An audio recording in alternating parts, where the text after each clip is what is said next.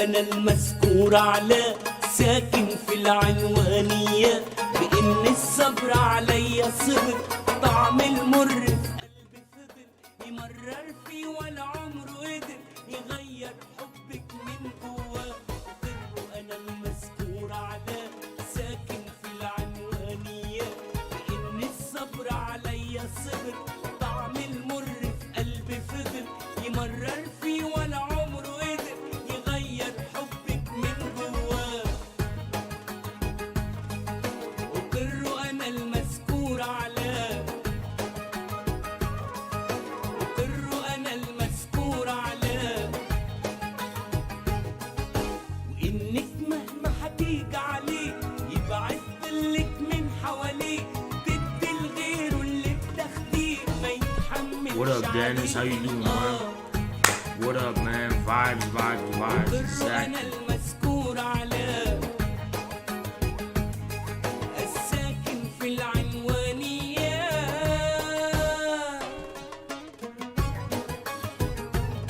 Shit, man. What a beautiful day, guys. It's been such a beautiful day. The sun's been out. It's been 70 degrees. I was tanning and shit. Beautiful day out, you know what I'm saying? I had a smoothie. You know, it was a great day, you know what I'm saying? It's a refreshed, rejuvenated day, you know? The age of suffering from law school, putting that shit behind me, you know what I'm saying? I finished that paper, and now I'm gonna suffer for this show, you know? Shit.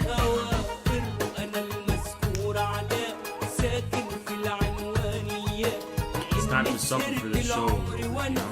عشت بكل كياني حرف وطفت بلادك ناي وجرف والعاش بينا قضي هواه.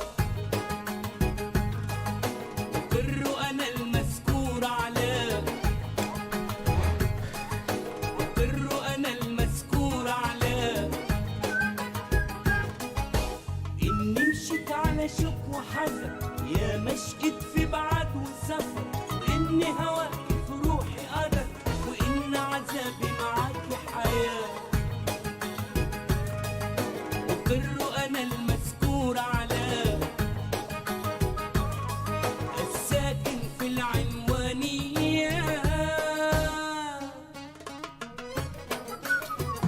Let me get some suns and gorillas in the chat because it's a sunny day out, you know what I'm saying? Let me see those gorillas and suns, guys. I don't see enough of them. I just don't see enough. And yet it's a sunny day out, you know what I'm saying? I know about Laibach. I know about that, you know? Why don't we get some of that sun in here, huh? Time to get some sun.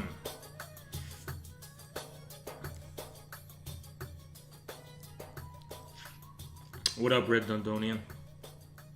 Nope, I didn't drop out. I didn't drop out. Not yet. No. I'm not gonna drop out. I'm gonna let him come and kick me out, you know? I'm gonna let him kick me out. Debate today? Yeah, we'll have a debate. We'll have a debate.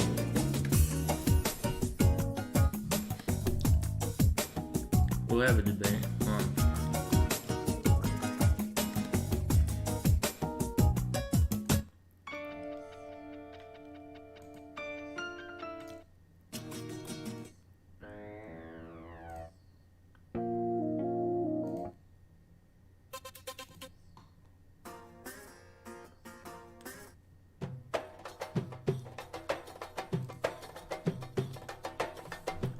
Update title for debate.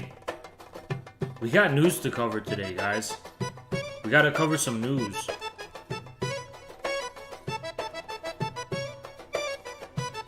Michigan Nationals gang, rise up, you know what I'm saying? It's been a beautiful day out. I watched 30 minutes of Kong vs. Godzilla. Only 30 minutes. Yeah, I was only able to watch 30 minutes.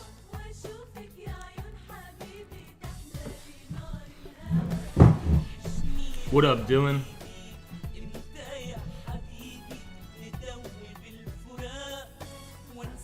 yeah, I wasn't able to like watch too much of it.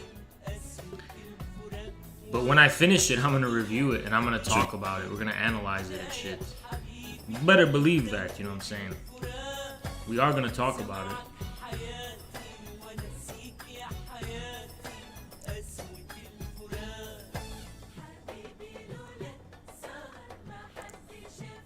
Review, yeah. When I finish it. What up, Brandham? How you doing?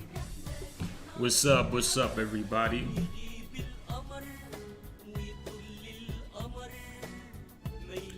What about TikTok? I didn't make one yet. I feel like there's something dark about TikTok, something satanic about TikTok, you know what I'm saying? Something wrong with TikTok. Something nefarious about TikTok. I don't know if I want to make a TikTok.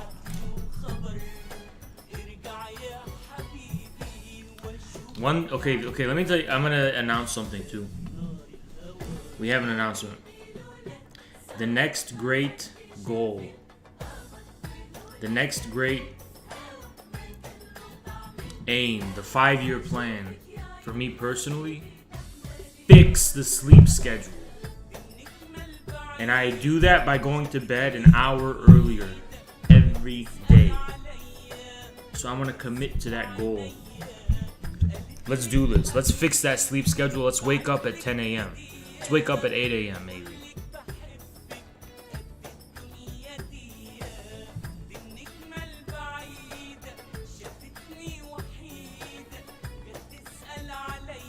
What up, Agent of Chaos?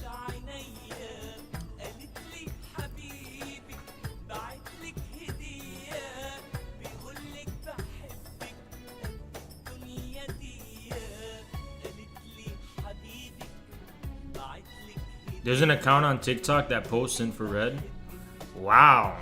I didn't know that. Quest for Fire? Nope, I ain't never heard of it.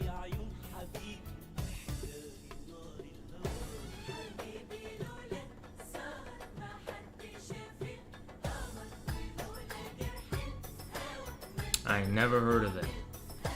Ain't never heard of that.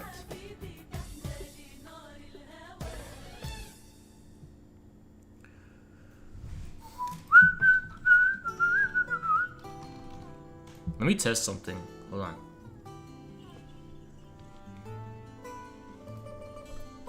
Wow, this piece of shit app doesn't fucking work.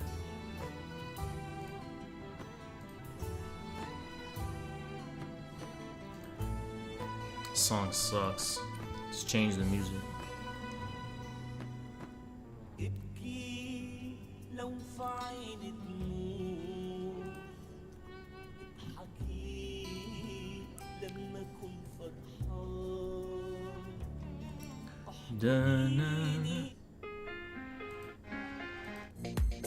This is a good song.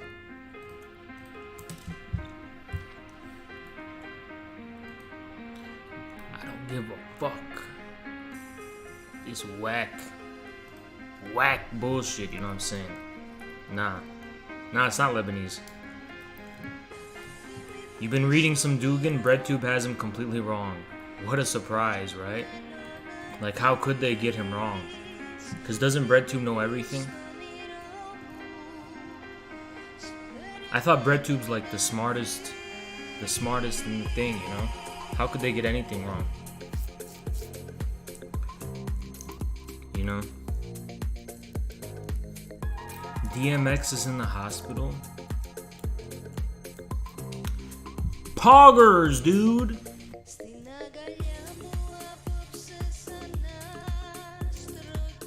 Wait, why did I say poggers? What the fuck is wrong with me? What the fuck is wrong with me? What the fuck? Why did I say that? I've just been discombobulated, okay?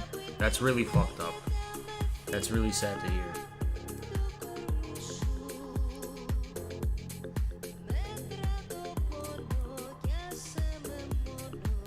I'm sorry, okay? I didn't mean to say that. Shit. You'll credit that to sleep deprivation? Can I tell you guys about the dream I had last night? Because it was so strange. It was such a bizarre dream. So I was in this type of school. This new type of, I think it was, I don't know what kind of school it was, but it was like a school you go to. It's like it was like a college of some kind, and I think it was related to law school. It was like a law school college, but you lived in the building where all the, it's like Hogwarts basically. You lived in the building where all the classes are. And some very bizarre things were going on there. Very bizarre things were going on. Scary things even. Scary things, dude. Scary shit. You guys remember when I used to do intro screens? Hi guys, be back in 50 minutes. I'm just kidding.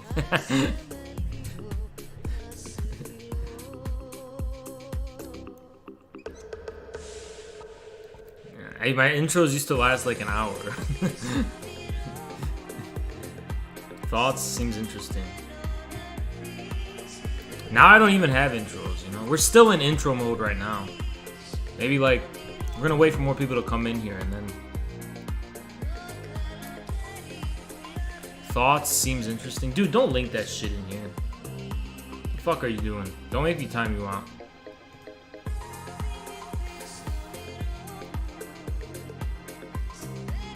Okay guys, let me also give you some thoughts.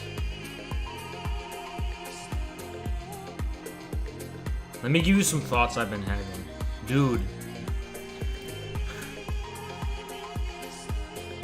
Neat? If only you knew, dude. I'm not gonna tell you guys though, cause I need you here. So if you know, you know. You know, if you know, you know. But what I was saying was that I've been realizing something about how bad faith can make you ugly. And being surrounded by bad faith makes you ugly. You know? And I've been surrounded by so much bad faith, and it's a den of lawyerly sharks. Like, people listen, I'm gonna make a video about this independently, but the way people on the internet work is that they fucking sorry, I'm gonna replay that. They fucking interpret the worst possible meaning of everything you say. If you say something, you're like, oh, are you implying you hate gay people?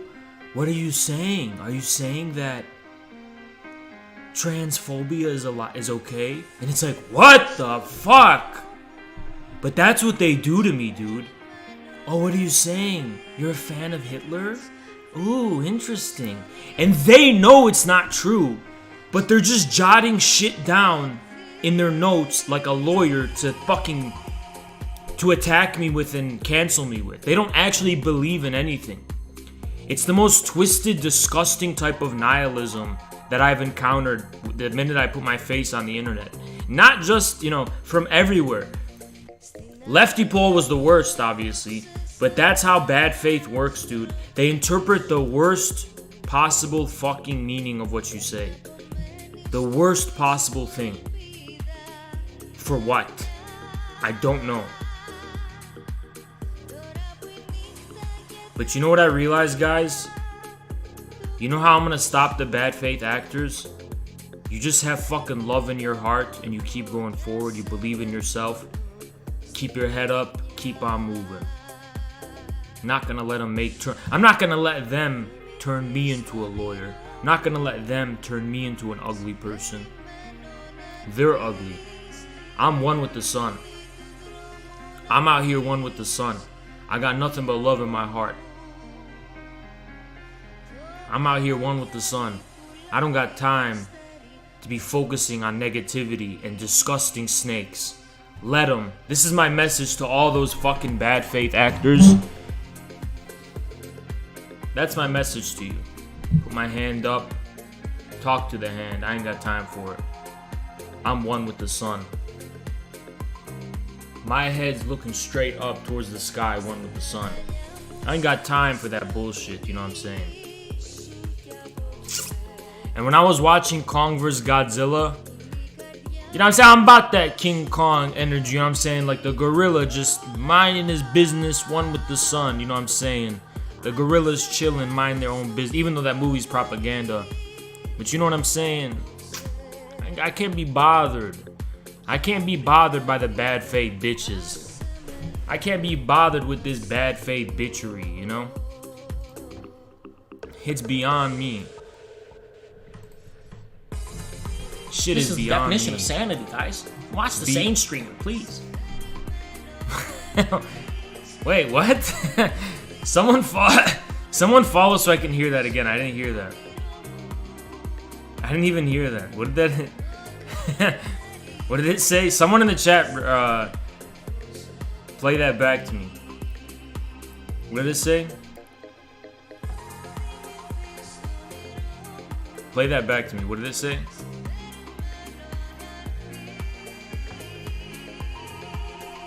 All the negativity that I see, I just see your weakness. I have love in my heart. I have elephantine energy. All that negativity I'm seeing. This is the definition of sanity, guys. Watch the same streamer, please. Neat. I hate that, dude. Change it back. Or change it to something else. I hate that one. I don't like seeing it, dude. Bad vibes. Get rid of that one. Enigma, dude, chill. I think we're doing fine right now. Chill, you know? When do I get a sub button? Very soon. But I have to talk to Twitch about something. You know? Joe Biden. Dude, the IRL streams are coming. But what was I saying? Oh, yeah. This is the definition of sanity, guys. Watch the same streamer, please. Come on, Neat. What the fuck? Uh-oh. Alright. Let me, what's the album that this is from? Because this is a... Joe Biden, wake up. That's much better. Much, much better. We need the remix. Hold on. I'm being picky with songs, and I should just have this shit ready at hand. You know? Oh, what the fuck? There's another stream playlist?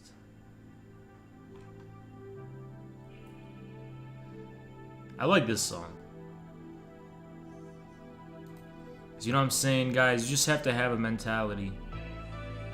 You have to have a mentality. Being one with the sun. I appreciate that, commie Buddhist, but you know, I'm not gonna bring up drama. But you know, commie Buddhist, let me tell you something. For all of the knife attacks you do against me, I turn the other cheek. Because I got nothing but love in my heart, and I'm one with the sun, and I'm stronger and bigger than that, you know? I don't dwell in negativity. I only got positivity going for me. But I have eyes all around me. I have eyes all around. They tell me everything. And I'm gonna say what FDR said. I welcome your hatred. I welcome your hatred. I welcome the hatred. Because I'm made of light. I'm made of pure light. You understand? Angelic light. I'm an angelic presence on this platform. You know? I got no negativity. None of that sulfuric from the pits of hell negativity. Listen, guys. Welcome their hatred. We are one with the sun. Let me get some gorillas and suns in the chat. We're one with the sun, you know what I'm saying? We don't gotta need that negativity. We brush it off our shoulders. Fuck the haters, you know what I'm saying? We don't even need to think about them. We got our own shit going. Cause listen, guys, let me tell you something. The day will come that BreadTube's gone. The day will come. that the American left collapses. And we're still going to be around. We're going to still be around serving the people. Because that's what we believe in. Love for the people. Serving the people. And let me tell you guys something. This platform is going to be a vehicle for a third party in America. I vow this. I vow it. You know? We can't lose track of our real goal, of what we're really about. You guys remember what it is? The bigness and power of the people. The bigness and power of the people. The people are a mighty force. 1,000,000 grains of sand make a dune. The people are a mighty force. Don't ever forget that, guys. Don't forget our roots and don't forget where we came from. Don't forget what we're all about and don't forget what we believe in.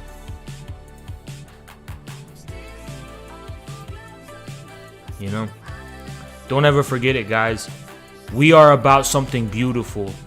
We believe in something beautiful. We offer something beautiful as an alternative to BreadTube, you know?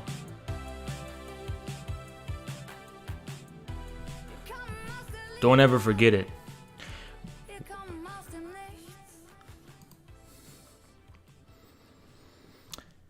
You know, I heard people say that the CPUSA doesn't want me. But that's okay, because I'm drawing attention to CPUSA, and it's going to be filled with people who are outside of the echo chamber. And then we'll see what their view is. But I wasn't seeking membership in the CPUSA. I was expressing a vision, an artistic vision that I have in my heart, and something I believe in. If CPUSA wants to blacklist me, go ahead. I welcome your hatred. I welcome it. But I want you CPUSA people to know that there's a red river rising. Let me tell you that. The people are asleep right now, but they will be awakened. And I believe in CPUSA 2036. I really do believe in it. And I'm drawing attention to that party. And I'm drawing attention to that idea. I'm drawing attention to that vision. Because it's something I actually believe in. You know? Let me guys tell you the story that we're participating in America. The story will be called How the West Was Won. You know what I'm saying? We're going to build ourselves a third party. We're going to revive the Communist Party. And now we're in ground zero, you know? We're at ground zero, starting in the jungle. With the breakdown of the American state. There's a war for the state now, guys. There's a nomadic battle. Warlords are vying for power. That's what I see in America. Balkanization, breaking down. The CPUSA 2036. Finish the Belt and Road. Connect the country from sea to shining sea. Win the Vlast. Win the American Vlast.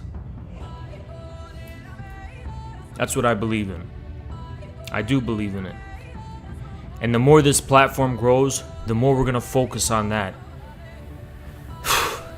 You know? I talk about BreadTube.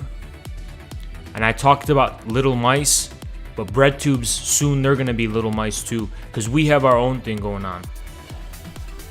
You know, we're thriving. We're thriving. We've never been this powerful. We've never been this powerful. And it's not even based on hype. You guys can see it's not based on hype, right? The debates with Vosh and them, long past us. That was many weeks ago. And the hype hasn't died down. Because it's not just hype. We're here for the long game. We're here to build something new and set something new in stone. And we're here to have a long-term presence. And I know they're hating. The haters are seething And the haters hate us. And the haters are crying. And the haters are afraid. You know? But I welcome their hatred. I welcome their hatred.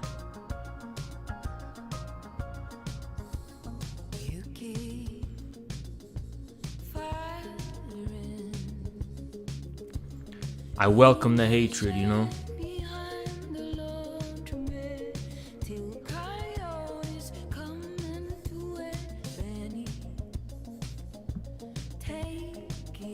I am the rocks of the eternal shore. Crash against me and be broken. And we're the red river rising, you know what I'm saying? We're that red river rising. And we're the flood that's gonna drown out in a tsunami. You know? And they call us a cult. But I don't give a fuck, dude.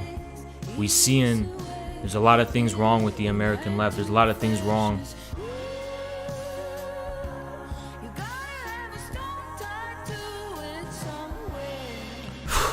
You guys want to know that's our biggest victory, right? That's the biggest miracle of infrared. Is that we're not just based on attacking BreadTube. We have our own thing going on. Don't ever forget that original spark, that original vision before we confronted Xanderhall. We go back to the roots, dude. We are our own thing. We are our own thing. And there's nothing anyone can do to stop us. Gorillas and Sons in the chat. Don't forget it, guys. Don't forget that bigness and power of the people that got us to where we are now. Keep your eye on the prize, because we are our own thing.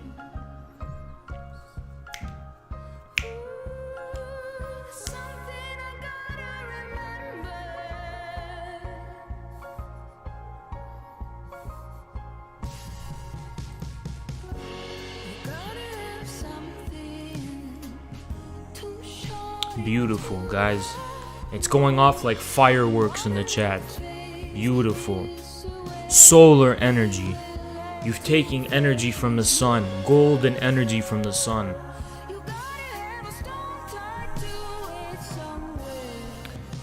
Over here, I think it's shining pretty bright.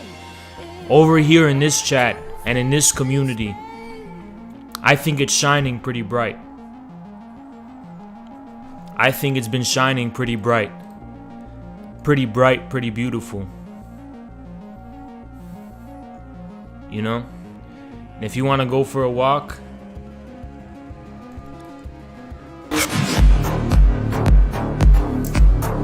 thank you, Killer Waffle.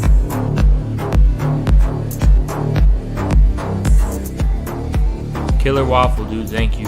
Appreciate it, man.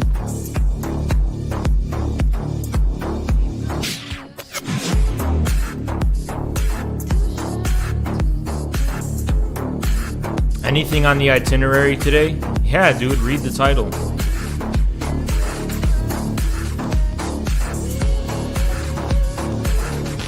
Read the title. When does this go away? When does this sound go away? It's stuck.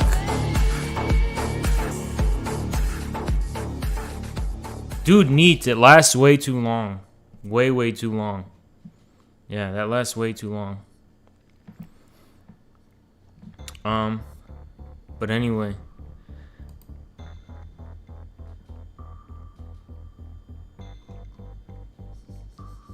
Biden, wake up. Joe Biden, wake up. Biden, wake I love that. I actually love that one. Guys, let's check that Reddit, huh? By the way, guys, I want to see that Reddit get to 1.5. So if you haven't already, join that fucking Reddit.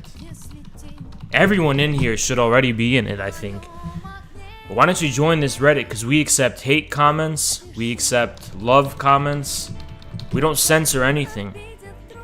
But if you say cringe, you might get downvoted. And so that's the only downfall, you know? You might get downvoted. So you're taking that risk, but we're not going to remove it if you have hate comments. You can say whatever you want, you know?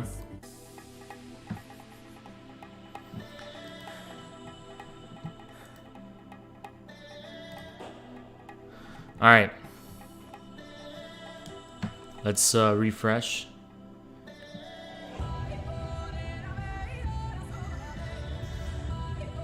This is so true, dude. Guys, it's not even based on negativity. It's based on love, you know what I'm saying? It's not based on negativity.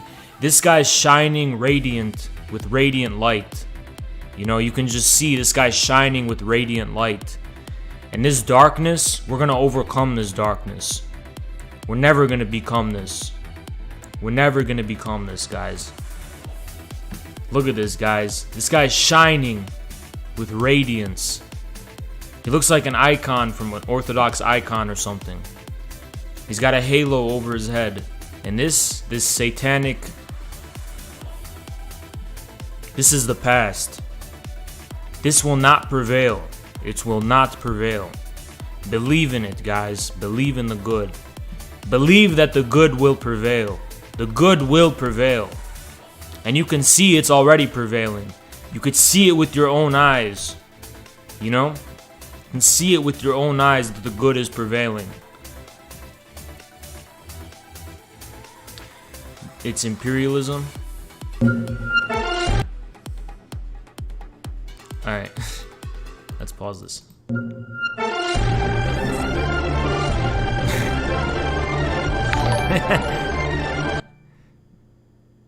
Huh? Who subscribe? We don't have subscriptions. Oh, it's on YouTube. That's a YouTube subscription. Okay, okay. Oh yeah, OBS counts YouTube subscriptions now. Yeah. OBS counts YouTube subscriptions now. I was like, what? Yeah, it's a YouTube subscription. I have to change that. I'm going to change that on Streamlabs so it says something else. Like YouTube subscribes. The alert box. Actually, I can edit the alert box, and that will change it, I think.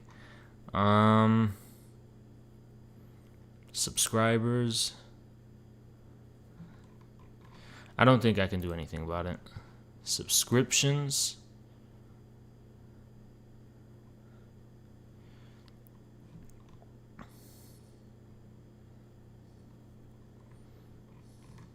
Yeah, there's nothing I can do about it.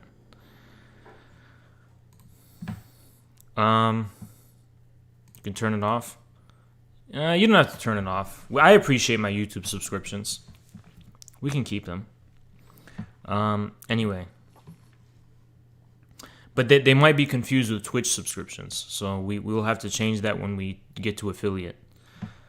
How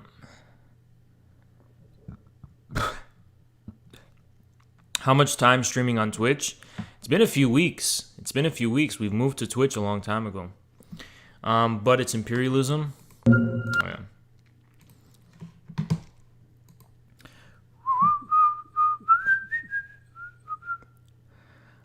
I do look, Huey. I do look, but I don't look as often. So I will check it once in a while, but not as often. Because it's on a different thing. It's not like automatically here, you know? Or can I pop it out? No, I can't pop it out. Yeah, there's nothing to do about it. I'm super excited for this new PC coming in, though. Because, wow. And also globally, they are peddling a lot of interesting things going on in the Discord. Alright, I want to turn the music back on. I found your show through Caleb Maupin a few weeks ago, and I'm glad I found your show. Have despised the blue-haired liberal id bullshit show left for years, and finally I found a community of like-minded people to punch back the utter garbage, retarded, stupid imbeciles of the fake left. Also, fuck your time schedule. You always stream late in the early hours of the morning for me, considering I'm in the UK. Sorry, dude. How do you make protein shakes? Water in the protein powder, and if I have a smoothie on hand, like a fruit smoothie, I'll pour it in. If I have any like other kind of anything, I usually don't. I don't really have drinks. I just have, you know, water. Despise not. Yeah. I'm trying to fix the schedule, dude. I'm trying to fix it. I'm trying to fix it the best way I can. Socialism, utopian, and scientific. Bruh. All right, this guy's a hit or miss. So let's see what he's got to say. Bruh. Bruh. I can't. I feel like I'm not allowed. Why aren't we allowed to talk about how capitalism is just destroying the world? It's like we're just not allowed to talk about it. Oh, Needs tested something out. Oh, that's cool. That's super cool. Yeah, that works. That clarifies it.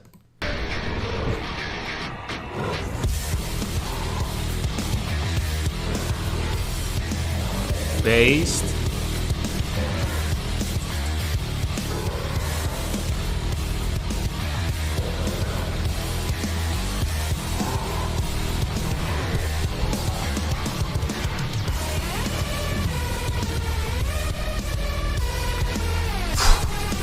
I'm ready. I'm fucking ready.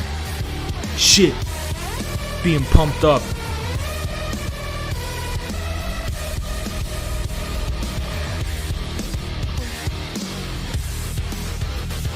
Fuck. You know what I'm saying? I don't give a fuck about whack shit. You know what I'm saying? Out here in this bitch. That fuck. Saying they want to try. Yeah, dude. Shit, dude. Based as fuck. That's the definition of based. We Hear Genocide is Real. Xi took the babies out of incubators. This is that negativity I was talking about. Tankies are just essentially fascists and they're obsessed with Yeah, man, but I pity these people. I pity them because they will never see the beauty of this world.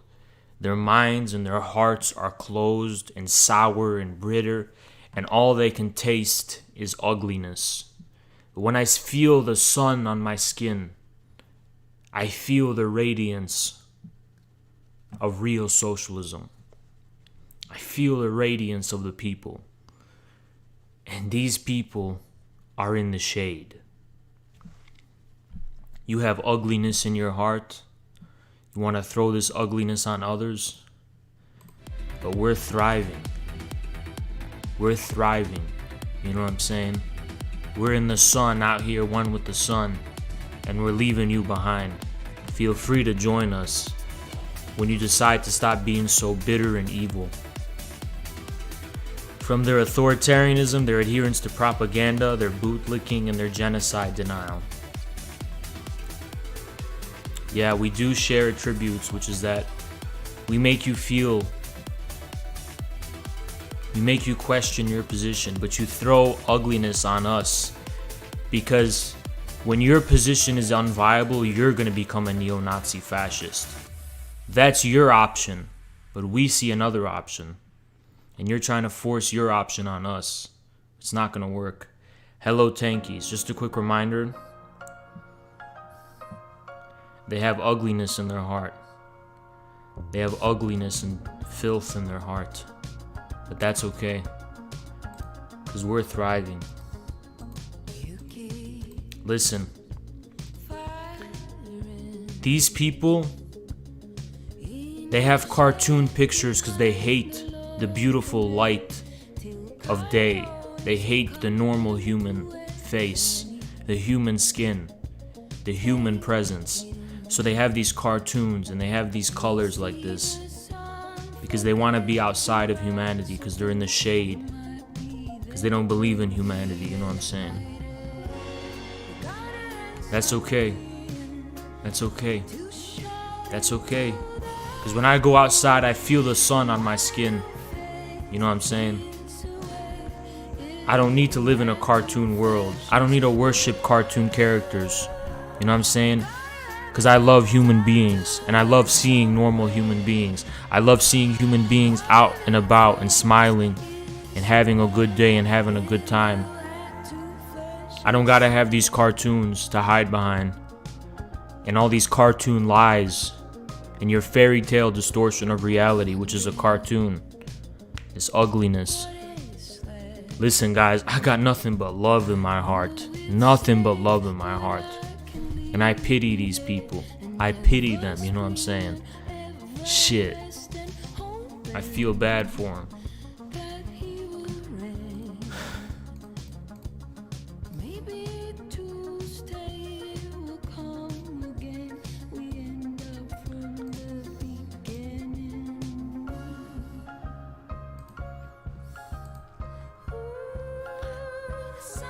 Unofficial infrared clips.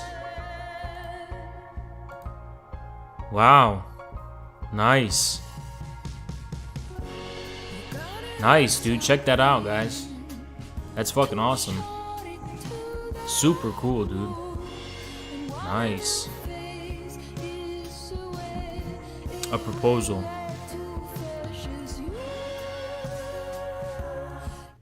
Let's watch this. Damn, 5 upvotes. Let me upvote that too. Got 0 downvotes. Is there a way to watch it? It doesn't seem like there's a way to watch it. It's just linking me back to the same thing. There's no way to watch it.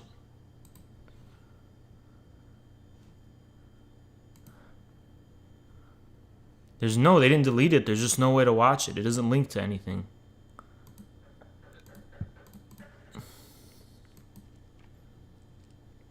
The link is dead. Damn.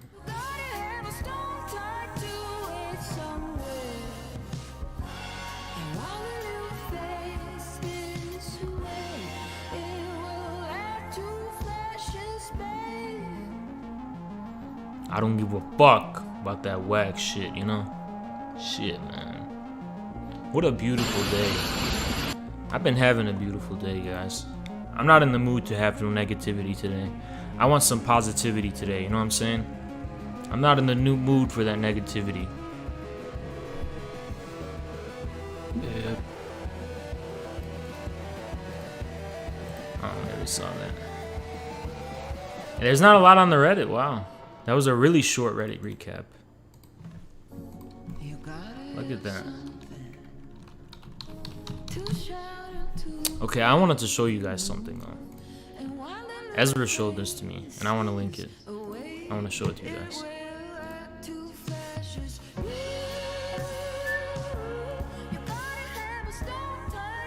I'll show you guys something.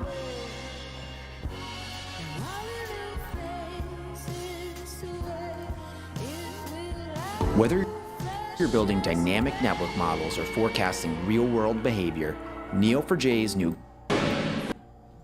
This, okay. You know I don't like CC, the Egyptian government or whatever, but this parade is fucking beautiful. And this is solar energy, and I wish Egypt the best of blessings, you know? Real Egypt. This is the most beautiful thing. You know, this is real Egyptian power. I'm not getting everything on Streamlabs. Interesting. Let me show you guys this. Ready? Beautiful. This is beautiful. Ready? Absolutely beautiful. Guys, this is socialist aesthetic. In the age, socialism with the Egyptian characteristics. This is solar energy. It's one of the most beautiful things. Ready? With all the fanfare that befits Egypt's ancient kings and queens, the highly anticipated and meticulously planned Pharaoh's Golden Parade was the biggest cultural event Cairo has seen in recent years. Traveling in individual vehicles bedecked in ancient Egyptian style, the mummified royals... Damn, dude. Wow. Imagine being there. What a sight. Looks so beautiful. Yeah, I'm not a fan either, but this is just beautiful, dude. This is beautiful. Of them in all were moved from Cairo's Egyptian Museum in Tahrir Square. They moved through the capital streets to a new location, a state-of-the-art facility called the National Museum of Ancient Civilization, where they were greeted by a concert from the Cairo Philharmonic featuring famous singers and then received by the Egyptian president. The pharaohs are the stuff of legend and include Amenhotep I, Ramses II, Ramses III, and Queen Nefertari. You've got two worlds really coming together. You've got the curators who normally move these things without the world watching and prepare objects to travel around the world, but then you've got a spectacle that needs to be... Dude, so if there's going to be socialism in Egypt, it's going to revive the ancient Egyptian civilization. On. So the logistics behind it were very complex, and you can imagine there'd be absolutely beautiful solar energy. Working on for a very long time, and I think they really pulled it off. It's got the spectacle, but we also felt that everything was done safely. Fucking golden, dude. Golden. Solar golden energy. I love it. The security operation was a mammoth undertaking. Streets were closed and Cairo brought to a standstill. The event, which lasted around 2 hours, was attended by various dignitaries, including the Director General of UNESCO, the UN's World Heritage Organization. Once the mummies arrived at their new resting place, they are to be put into restoration in a lab for 15 days and readied for display. But there are a minority who mutter darkly about an ancient curse. Legend has it that cursed will be the ones that move the mummies. They say the Suez Canal blockage disturbing global markets, 2 trains colliding with each other. Look at this blue energy. I love the blue as well.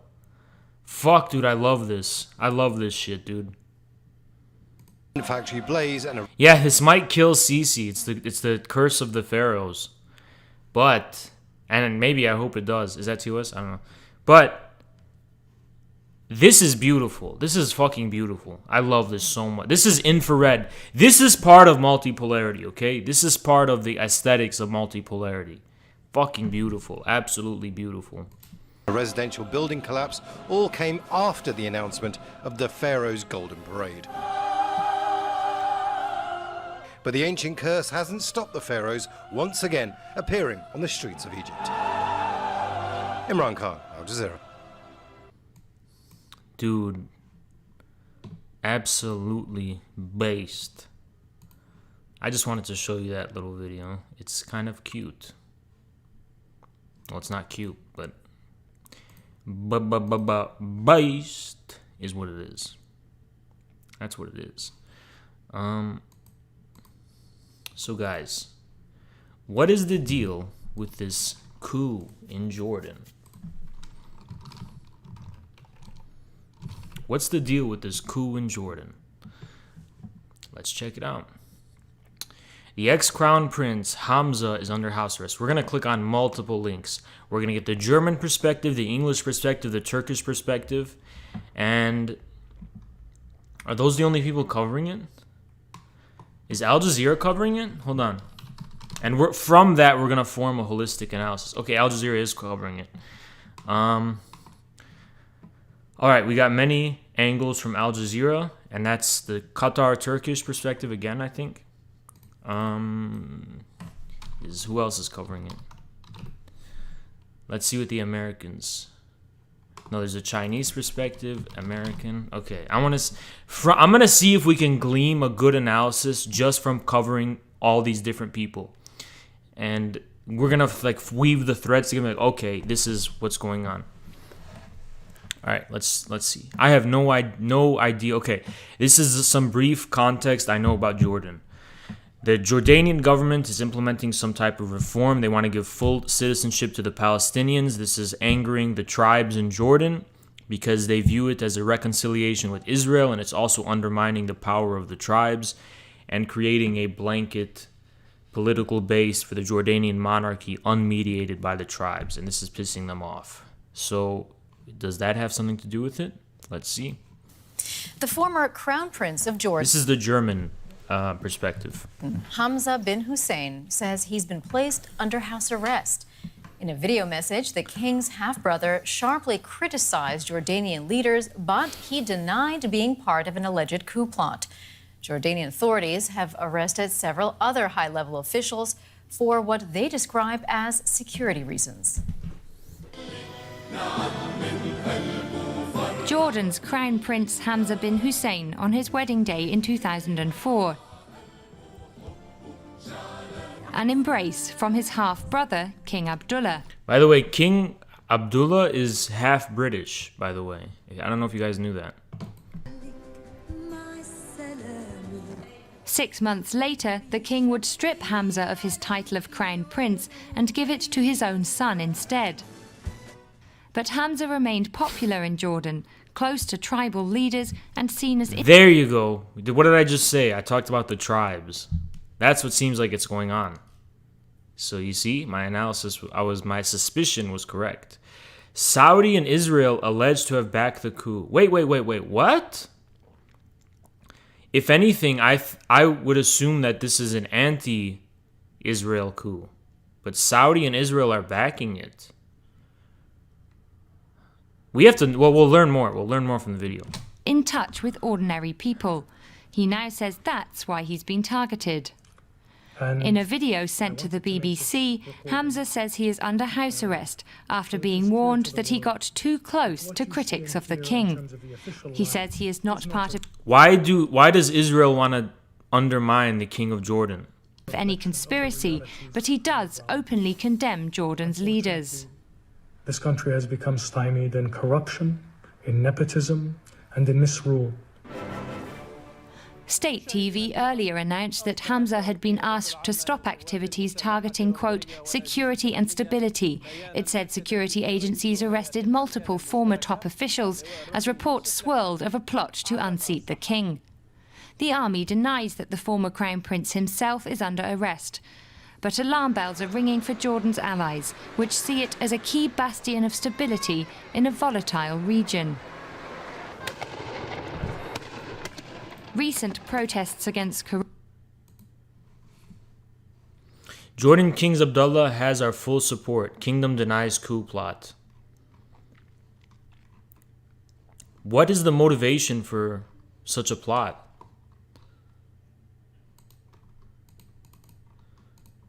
I guess these are just headlines with no explanation. Authorities in Jordan. Let's go back to this. Coronavirus restrictions fanned concerns that stability could be wavering after years of austerity. But King Abdullah has the backing of regional leaders and powerful friends. The US and Saudi Arabia are among those who have expressed support. Jordan's security forces say investigations into Prince Hamza are ongoing. Let's bring in Rana Swise. She's an Amman-based journalist and also the author of Voices of Jordan. Thank you so much for being on our program. Now, Jordanian authorities are denying Prince Hamza's claims that he's been placed under house arrest, but they do confirm a wave of other high-level arrests. What can we make of all this? So the lack of information and a video released by the former Crown Prince of Jordan, Prince Hamza,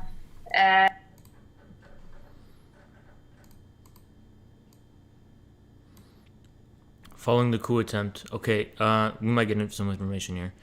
A house arrest. Okay. Okay. According to information received from very high-level sources in Jordan, Saudi Arabia and one of the Persian Gulf Emirates were also behind-the-scenes participants in the coup attempt. Why? As evidence, Jordanian sources point to King Abdullah's recent visit to Saudi Arabia, which took place suddenly last month. He did not release details. Several sound cringe, most likely were a secret.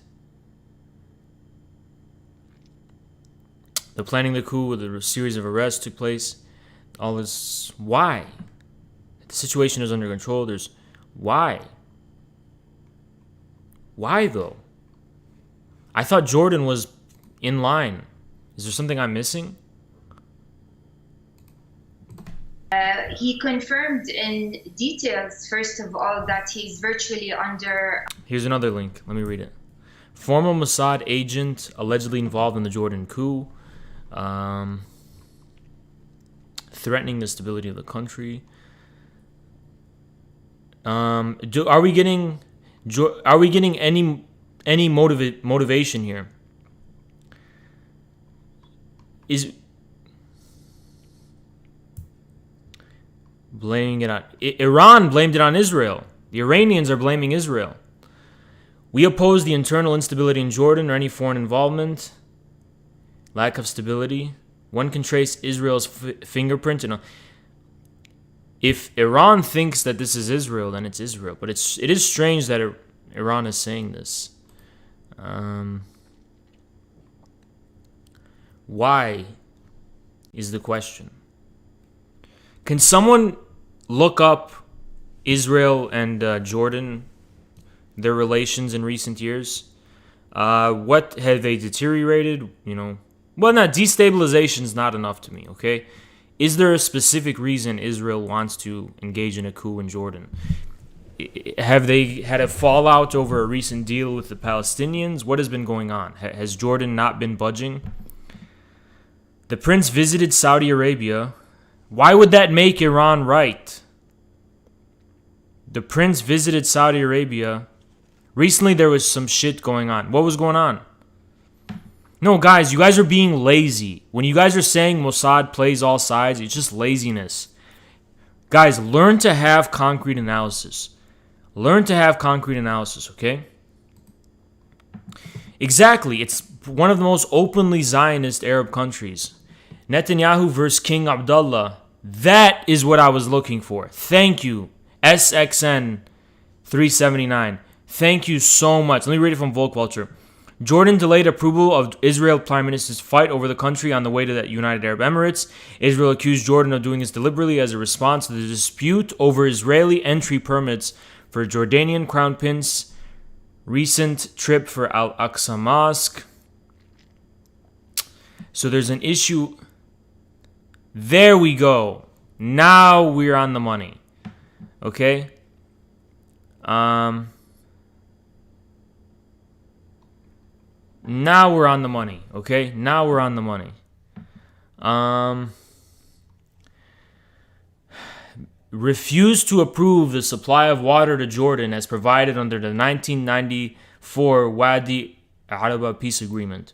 Netanyahu's decision to halt the transfer of water is part of a tit-for-tat row between Israel and the Hashemite kingdom that has been ongoing since March. Israel's decision to cancel. There we go. There we go. This is what we were looking for. Jordan is the custodian in East Jerusalem, and the moving of the capital to East Jerusalem, I'm assuming, has caused problems as far as that's concerned. Some far-right Israelis have long called for the destruction. All right. Broken lines. Netanyahu has been described as a thorn in King Abdullah's throat by Israeli media, and the recent tension appears to be between the two leaders in the tense region. They reflected different approaches to security. Any Israeli premier older than Netanyahu would be better for Jordan. Okay, I see. Now that makes sense. Netanyahu is a radical right-winger who doesn't believe in a two-state solution or the peace process and has an expansionist view towards Jordan. Okay, we're getting somewhere now. Netanyahu toying with the region for electoral gain. Hold on, first of all, what's this? Why? Okay, so Jordan was rejecting Trump's peace agreement, the Middle East. I didn't know that. It makes sense though, actually. Toying with region for okay. Let me give you a broad brush analysis. Ready? Jordan has been around. King Abdullah is basically seen as like a moderate kind of reformer type person for a long time, even though he's not actually. He's a fucking dictator of Jordan, but he's seen as he's part of the liberal status quo. Netanyahu, bin Salman, and the UAE, on the other hand, are more this kind of Trumpian, authoritarian strongman people, right? And they see King Abdullah as representing. Look, if you want to just like how in America there's a conflict between the CIA versus, the CIA, the deep state versus the Republicans in a lot of ways, like Trump versus them. This is what you're also seeing here, okay? You're seeing the conflict between the liberal deep state remnants and this new kind of right-wing authoritarianism. Authoritarianism isn't a good word. It's this new type of right-wing. I think the Israelis and Saudis and UAE here are acting against America when they're doing this. Basically, King Abdullah represents the Jimmy Carter era American foreign policy in the Middle East, more or less.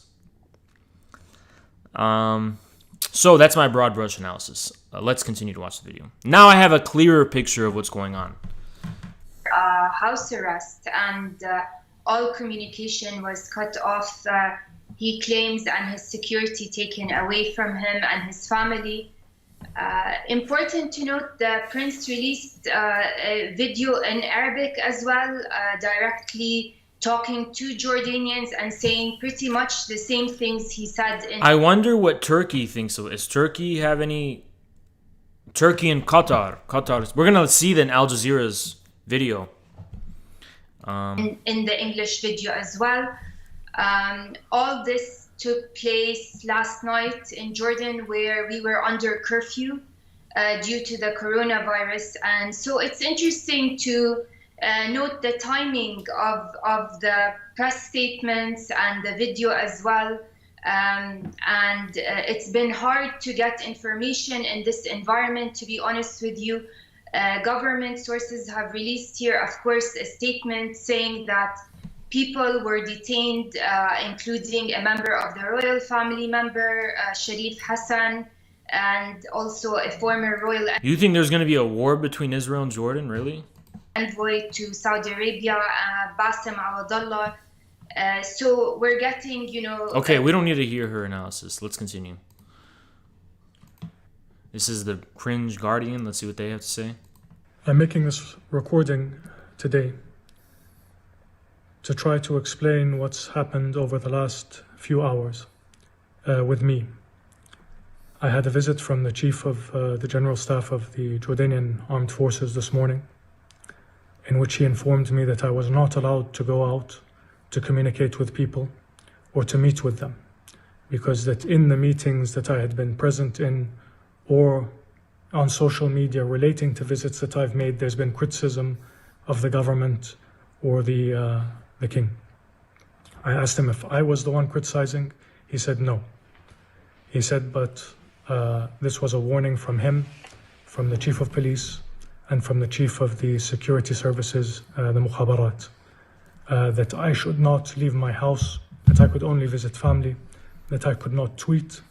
And Netanyahu apparently instructed Israel's Civil Aviation Authority to the Israeli airports to close off Israeli airspace to commercial flights from Jordan. The order stunned senior officials. Yeah, dude, we're seeing the breakdown of the old Middle Eastern peace agreements. That I could not communicate with people. But what kind of confuses me is that I thought that the Jordanian tribes were anti-Israeli. Vehemently anti... Because...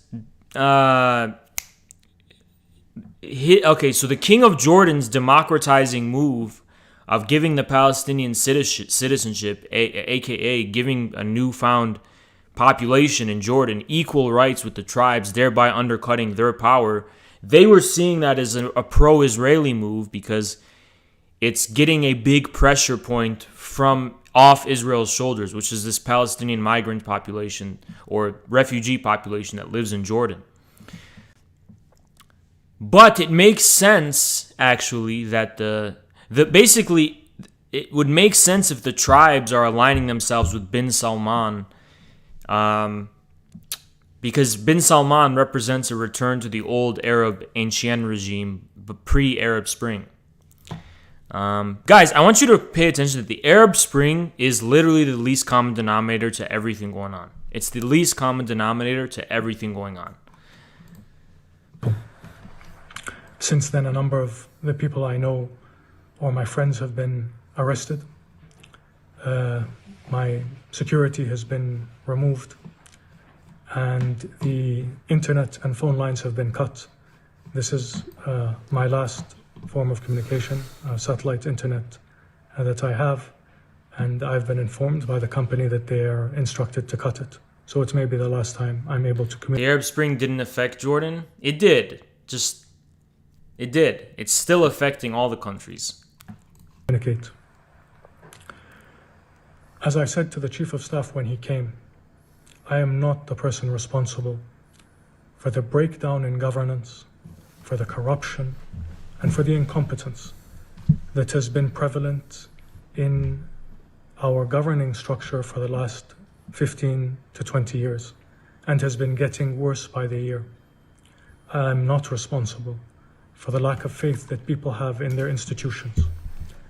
When you're listening to this, I want you to read between the lines. Okay, that's what we're looking for here.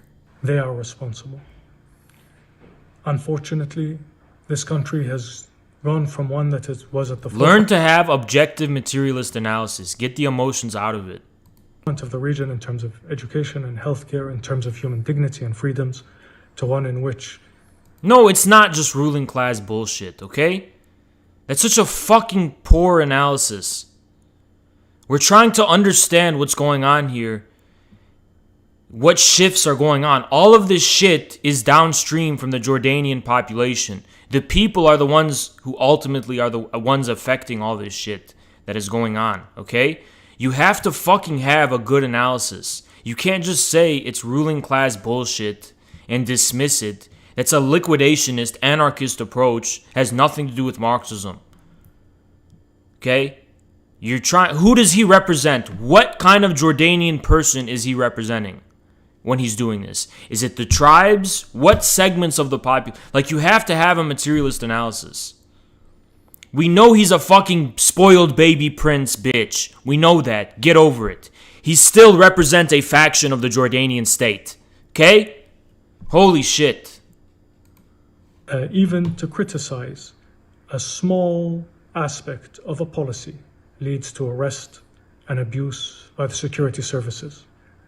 And it's reached the point where no one is able to speak or Biden, wake up. Joe express Biden, an wake opinion up. on Biden, anything wake without up. being bullied, arrested, harassed, and threatened. Don't listen. It's one thing to say that at face value this is ideological, but that's a completely superficial analysis. I'm over it. Don't get triggered because the recent event bears no relevance on proletarian struggle. And that's why proletarian struggle is a fucking meaningless phrase that has nothing to do with the real world. I'm so sick of the fucking ideological, emotional baggage. Honest to fucking God, you don't understand anything about this world. Holy fucking shit, dude. I'm sick of the LARP. I'm so fucking sick of it. I'm trying to fucking understand what's going on. And I'm trying to educate viewers about what's going on. Before you get to the fucking point of proletarian struggle, you have to actually know what the fuck this world is. You're beginning with ideology and then you're imposing that on the world. You're shooting the arrow and then finding the target. You're dealing with me, an actual like force? Okay. Then get the fuck out of my chat, bitch. Who the fuck is that guy, by? Is it the same guy? Mods, ban that guy from our Discord, whoever he is. Ban him from the Discord, permaban. If mods, are you listening to this? Whoever that is in our Discord, ban them permanently. This is a stupid fuck. Very sad and unfortunate turn for a country that... No, just ban him. Ban him outright. I don't want to deal with it. I hate lazy thinkers. I hate fucking rabid ideologists who don't have any fucking solid analysis of any events. It's hard enough to try to understand the Middle East. I don't need fucking LARPers coming in here saying dumb shit. What does this have to do with proletarian struggle? What you're talking about is a fantasy. I'm talking about actual reality. What fucking forces does this guy represent in Jordan? What class forces? What social forces? Why are they discontented with the Jordanian government? For example, you think Marx and Engels looked at what was going on in European countries and were like, this has nothing to do with the real struggle? No. Engels would say, like, oh, it's going to take a faction of the Russian nobility and they're going to lead some kind of revolution that's going to represent a segment of the... You know, they had these concrete analyses and they never began with ideology. They actually began with a concrete materialist analysis. That guy was a supporter. What did he say? He was being a fucking idiot and an asshole. He's like, oh, you don't know who you're dealing with. Who do you think you're dealing with? Get the fuck out of my chat. If there's one thing I hate, I fucking hate people who don't know how to be humble. I hate people who can't be fucking humble. I said you... And this guy he wouldn't leave me alone about fucking talking with me on the show. That's never going to happen now, by the way. He's based. Enigma, dude. No, he's not based. Ban him from our Discord. I don't want to hear anything else about it. He needs to be banned from the Discord.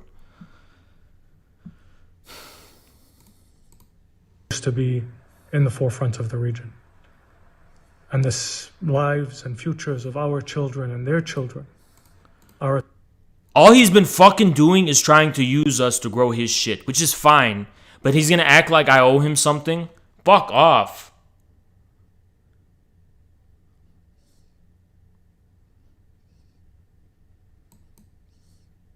Who the fuck am I gonna engage this Humegalol failure? Anyone who wants to go watch him, go watch him. And leave me alone. I'm fine with who I have. Everyone who comes in this fucking Discord and acts like I owe them something.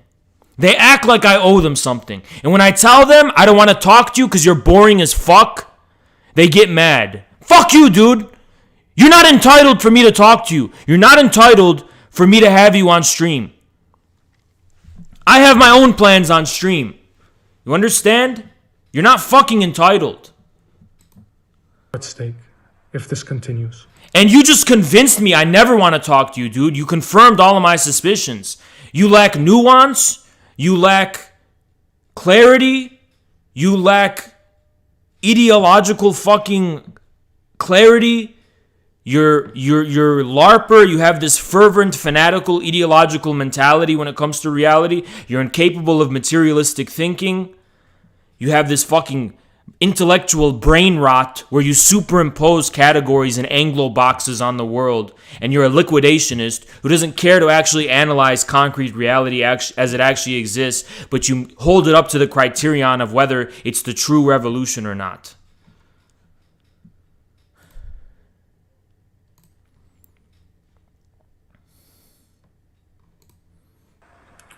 Their well-being has been put second by a ruling system that has decided that its personal interests... So, okay, thank you, Volk Vulture. He's actually giving me useful information.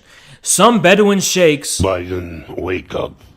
Joe Biden, wake up. Biden, wake up. Some Bedouin sheikhs look to Prince Hamza, the king's half-brother, who was removed as heir apparent in 2004, to make way for the king's son. Prince Sheikh's rich Arabic lit, acquired during youth, appeals to the Bedouin. Okay, the Bedouin tribes are a prominent social force in Jordan. They comprise an important strata of the population, okay? And let me give you some information about actual education about Jordan. The Jordanian monarchy was formed based on an agreement, a deal, a kind of contract, if you will, a social contract between the Hashemite monarchy and the Bedouin tribe chieftains, okay? Recently, the king of Jordan was opening up a plan that would give citizenship to all Palestinian refugees. But the Palestinian refugees are not descended from the families and sheikhs who are the basis of the king's power. So the king is going through them, bypassing them, and that's what's going on. So where this fits into that is what I'm interested in. But is it useful to me to immediately fucking throw in and fucking whip your dick out and go, what about the proletarian revolution? What does that fucking mean? What, Kmart LARPing? In Jordan, there's no such thing as that struggle right now. It's not relevant. There's no consciousness in Jordan through which that makes any sense. During the Arab Spring, you want to know what there was? The Muslim Brotherhood was leading it. Nobody had proletarian consciousness, whatever that even means in the 21st century. Whatever that even, you haven't even proven it can mean anything in the 21st century, and you act like it's some self-evident reality that immediately makes sense when it's fucking not. Nobody cared about your leftism during the Arab Spring. Nobody gave a shit about your leftism during the Arab Spring. Nobody gave a fuck about the word proletariat or whatever that fucking means. So get the fuck out of my face with your dumb fucking fanatical bullshit. That its financial interests, that its corruption is more important than the lives and dignity and futures of the 10 million people that live here. Okay. Thank you, Volk Vulture. Volk Vulture, I'm gonna VIP you, dude.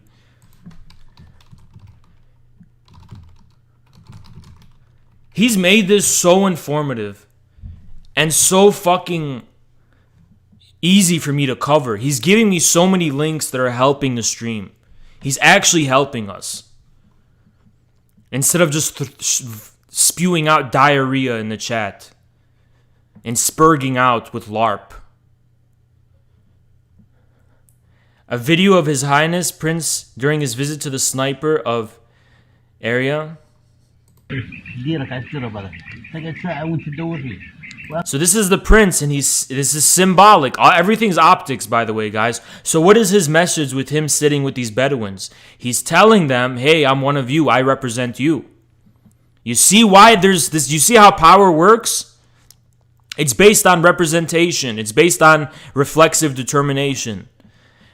He's representing these Bedouins. That's why people have power, because they represent. Everything goes back to the people. The people are the masters of history. They ultimately determine everything. Even when there's an anti-people state, the people ultimately decide and determine it. Is TikTok popular in the Middle East? I don't know. Hamza is 41 years old, a military graduate from Sandhurst Military Academy and Harvard University, married twice and with 5 children after having divorced from his second cousin. He is a brigadier in the Jordanian army and the armed forces. They say that he would have visited the Bedouin troops, who are the ones who established the balance in the Hashemite royal house and who were great defenders of King Hussein.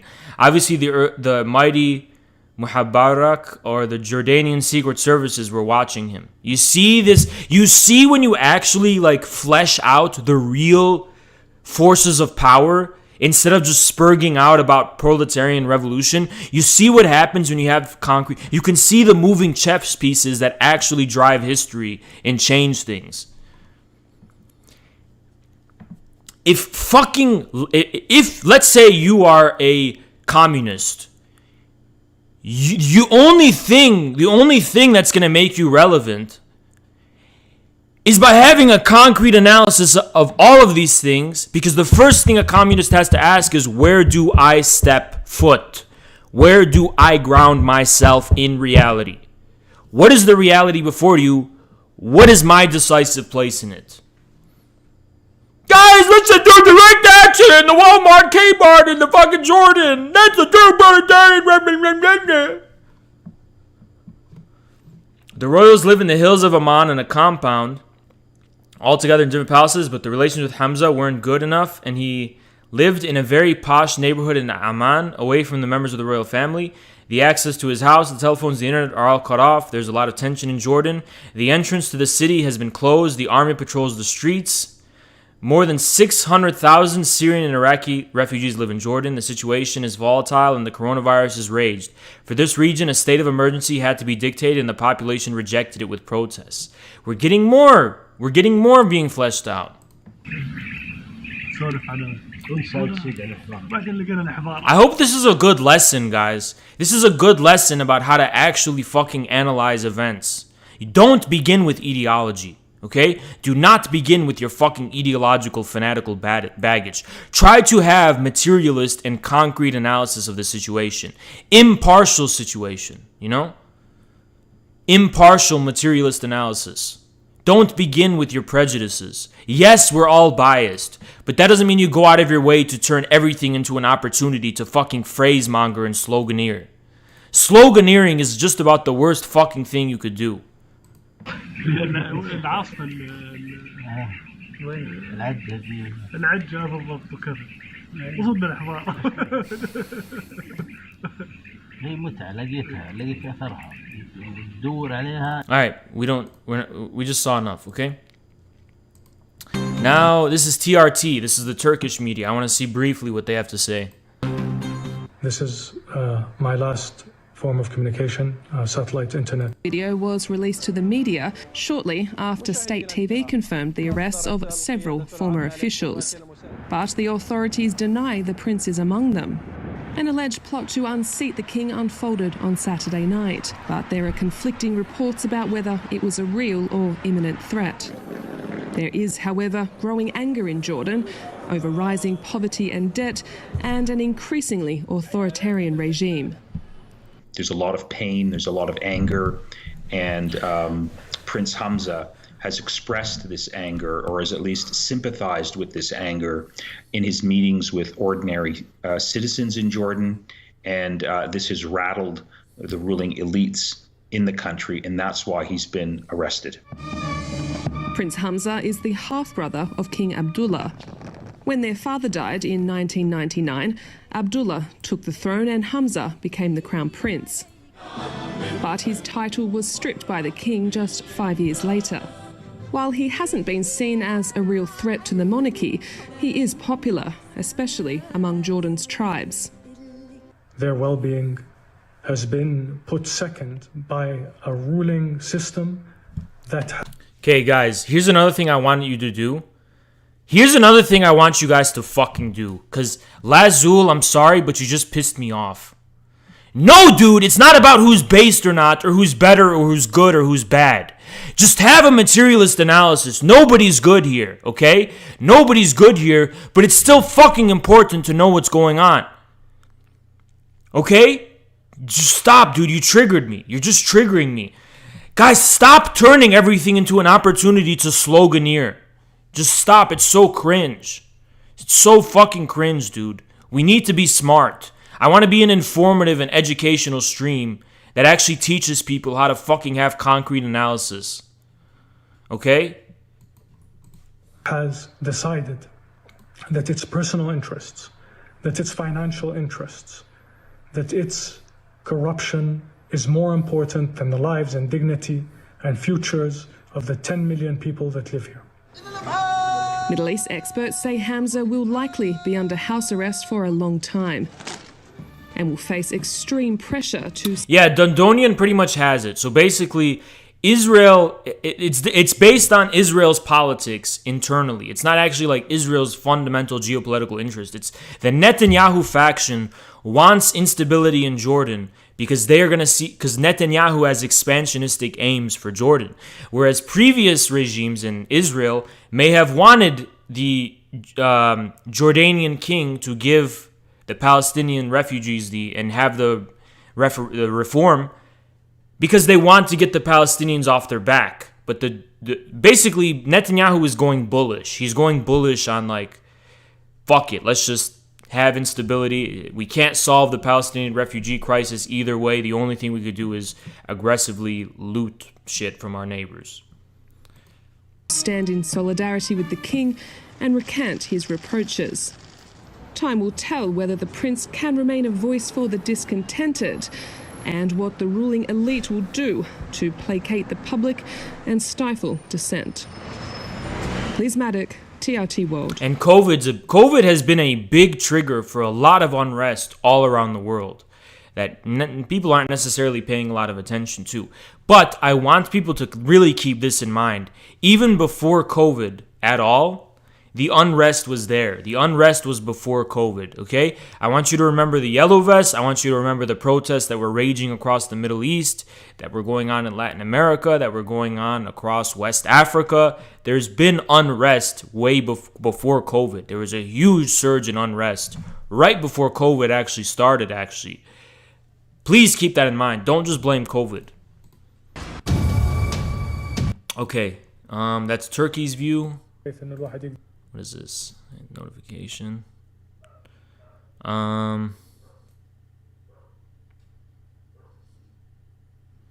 Look at this guy. Cool, you're just admitting you're a national socialist but using Russian terminology.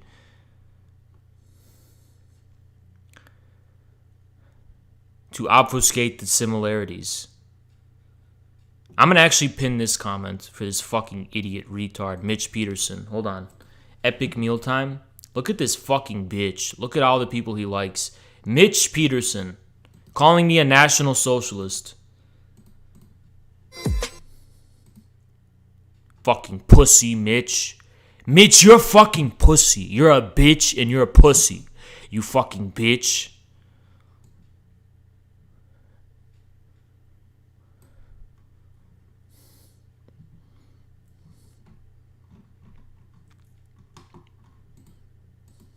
Go respond to him. Someone respond to him.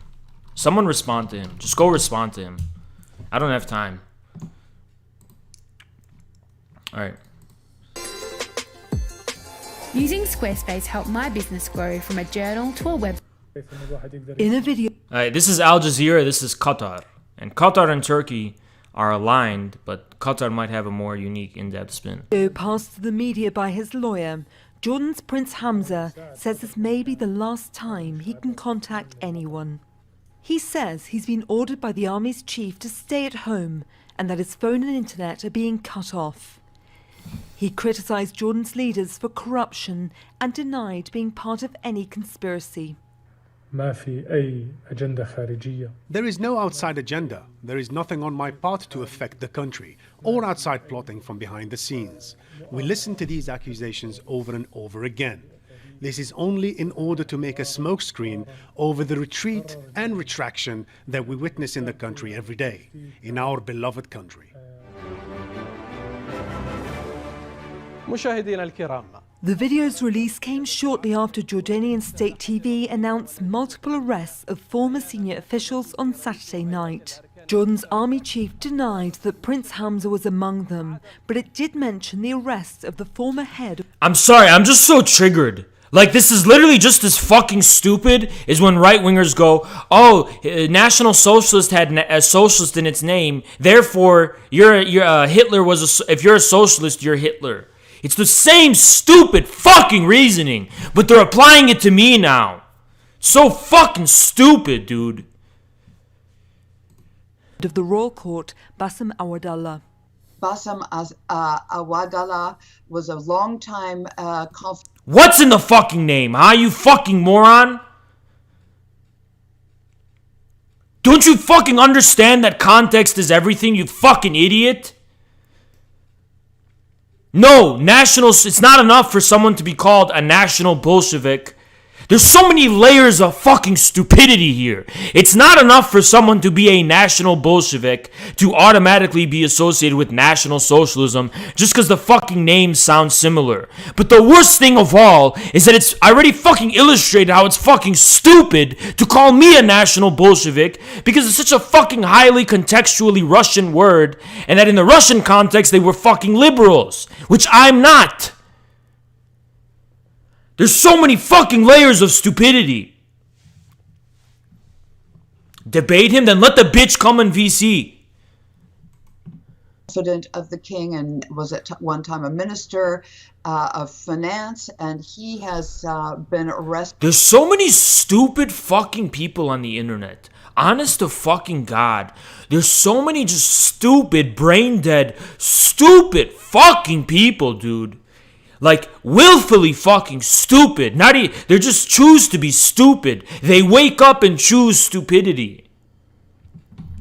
So many stupid fucking people. Along with several others that were very close to the heart of the court. It is not clear exactly what the role that Prince Hamza played in this, but clearly there has been a division inside the court that has led the security forces to consider this of utmost danger to the stability of Jordan's government. Prince Hamza is the half-brother of King Abdullah. When their father, King Hussein, passed away in 1999, King Abdullah was crowned and Prince Hamza became the Crown Prince of Jordan. However, King Abdullah stripped him of this title 5 years later. Following Saturday's arrests, regional leaders, including the GCC, were quick to express solidarity with King Abdullah. Security personnel have been deployed in the capital Amman and other parts of the country. There are still more questions than answers about the highly unusual arrests in what's long been considered a stable country in the Middle East. Laura Bowden-Manley, Al Jazeera. Let's explore this further. Let's speak to Dalia Fahmy. She's an Associate Professor of Political Science at Long Island University, joins us from New Jersey via Skype. Dalia Fahmy, welcome to the programme. How do you read what's going on? All right, we don't need to hear this. This is Al Jazeera again. It was talk about a 0 hour, the government said, that prompted... All right, I think we're not going to get enough of that. Let's just see the Chinese. 27 seconds. And say several high-profile figures have been arrested for security reasons in an apparent coup. My guess is that the Chinese media is going to be very vague about it because they don't want to get too much into the weeds. Attempt. Now, some 20 people have been detained, including a former top advisor to the king and a member of the royal family. Former Crown Prince Hamza bin Hussein says he's also being prevented from leaving his home. The military refutes this. The half-brother of King Abdullah II is accusing the government of corruption, but denies his part of any conspiracy. All right. We have more international news. This time, we're dealing with, this is Al Jazeera.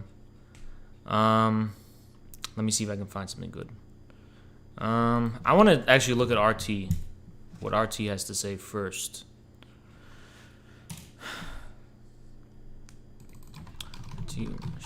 Ukraine. There's newfound tension between Russia and Ukraine, and I've been completely, because I was working on the paper, so I didn't know anything about it, and I want to get an idea of what's going on.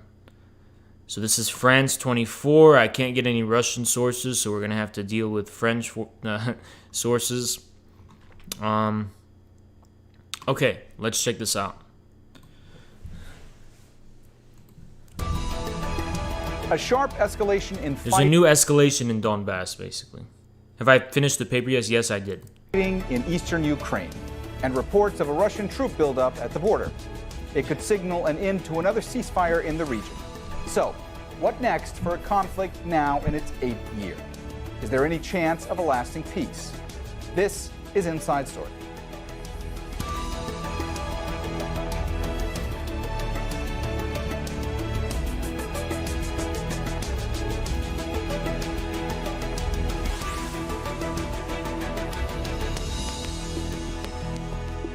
Hello and welcome to the program. I'm Mohammed Jamjoom. Efforts to resolve the 7-year war in eastern Ukraine have all so far failed. There have been ceasefires and then, almost inevitably, violations of ceasefires. But a major flare-up in fighting between Russian-backed separatists and Ukrainian troops is now threatening to escalate the conflict beyond anything we've seen so far. Russia is reportedly massing its troops at the border and warning NATO not to send military. Russian analysis, look up South Front. Okay, we'll watch that. This is 25 minutes. We're not going to watch the whole thing, so we'll watch that after this. Military support. The drills will involve more than 1,000 military personnel from at least 5 NATO member states and will be held in a few months, the Ukrainian Armed Forces said in a statement. In particular, defensive actions will be worked out, followed by an offensive in order to restore the state, border, and territorial integrity. Uh-oh. NATO is building up troops. Ukraine, but the alliance and the United States have made it clear Kiev will not be left alone if Russia launches an offensive in the region. We'll discuss this with our guest shortly, but first, Nadim Baba reports.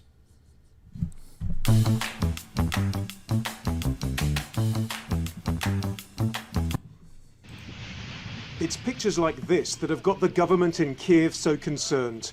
A week ago, 4 Ukrainian soldiers were killed in fighting in the east. Now Kiev's accusing Russia of preparing to expand its military presence in the separatist-controlled regions of Donetsk and Luhansk, as well as the border with Crimea to the south. Москва має припинити військове нагнітання. On Thursday, Ukraine's foreign minister called on Moscow. From RT. Hold on, let's check this out. Kremlin says situation in Donbass frightening as Ukraine calls on NATO and Washington for support in the event of a conflict with Russia. Moscow has warned that fighting is escalating in eastern Ukraine. Kiev insists that Russia is building up troops near the shared border and blames separatists who have received resources. Okay, question.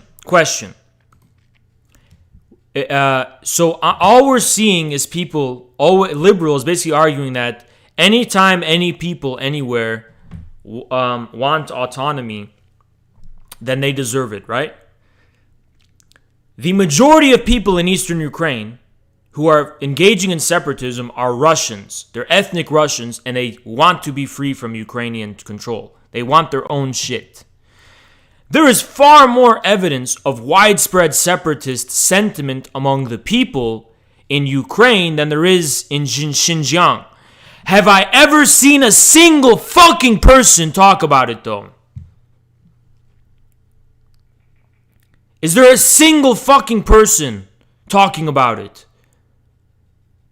Crimea was Russian as well, but Putin was a fascist when when Crimea was annexed. That was fascism.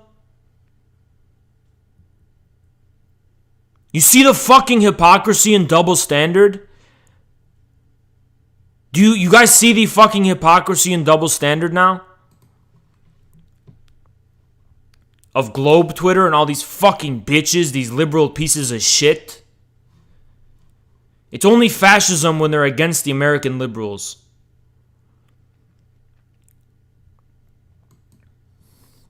Andrei Rudenko, Russia's deputy foreign minister, denied that Moscow had anything to do with the increased in tensions. In a statement released on Friday, it was confirmed that an advisor to Ukrainian President Volodymyr Zelensky had proposed that NATO should increase its presence in the country as part of a call to representatives. This is the Biden era. More tension, more war. Biden means war. Let's continue. You think it has something to do with the Nord Stream 2 pipeline?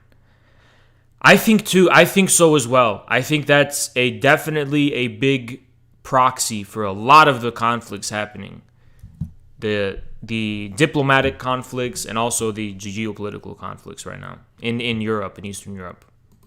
To quote, immediately and unconditionally. All Western media mentions is Russian troop buildup, no explanation in context. Yeah.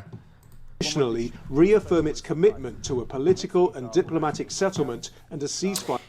It's wrong for Russia to occupy before the referendum and not even allow international observers. Well, the Ukrainian state was going to fucking block that referendum from happening. And Flashman, if you think the overwhelming majority of Crimeans didn't want to join Russia, you are delusional. Just literally go there and they'll tell you. Everyone you meet will tell you. Okay, you don't need international observers to confirm common sense. And what international observers are, where are the international observers for America's business, huh? I never see international observers in the local Michigan elections or anything. By a regime. Now, President Joe Biden has spoken directly with the Ukrainian. You said it's probably correct that it's part of Russia. Okay. Why is it wrong of Russia to occupy it and allow their people to actually have a referendum? Because if they didn't fucking occupy it, guess what would happen? Ukraine would move in and kill it in its cradle. Leader Vladimir Zelensky. The White House says he affirmed the United States' unwavering support for Ukraine's sovereignty and territorial integrity in the face of Russia's ongoing aggression. We discussed the situation in Donbass in detail. President Biden assured us that Ukraine will never be left alone against Russia's aggression. Russia's Foreign Minister Sergei Lavrov says any new conflict in the East would, quote, destroy Ukraine. He's warned against incitement by Western powers. With the NATO Defense Alliance saying it's concerned about a Russian build-up, Moscow says the real threat is NATO sending troops to Ukraine. Undoubtedly, such a scenario would lead to a further increase of tension near the Russian border. Of course, this will require additional security measures from the Russian side. In February 2014, the so-called Maidan revolution saw Ukraine's Russia-friendly president Viktor Yanukovych deposed and the opposition take power. The next month, Russian forces annexed Crimea from Ukraine. There are international observers for US elections, okay? But not in every fucking election that happens. Ukraine, prompting Western sanctions. And are there Russian observers? Are they allowed to observe, or is that interference? In April 2014, pro-Russian separatists seized part of the eastern Donbass region. Follow the fucking money. All of this goes back to US think tank, NGO fund, US fucking blood money. It all goes back to American money.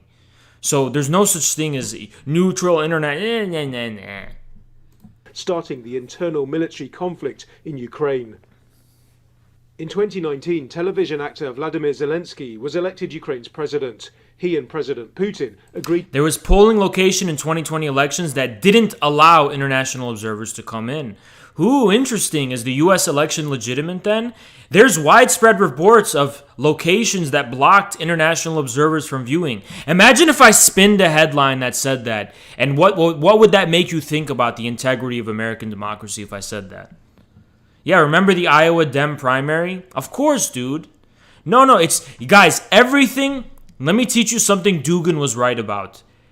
There is no truth when it comes to media. There's no truth. It's all about how you fucking spin it. You can spin every... If I give you the same set of verifiable facts, you can spin them in a completely different way. Everything's about how you spin it. Learn that, guys. Please learn that. Don't trust...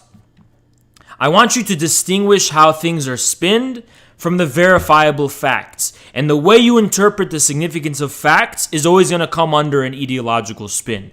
There is no neutral, objective truth when it comes to the news. Okay? Please remember that. To exchange prisoners and commit to a ceasefire. Last July, a ceasefire with Donetsk separatists was agreed, but it's close to breaking.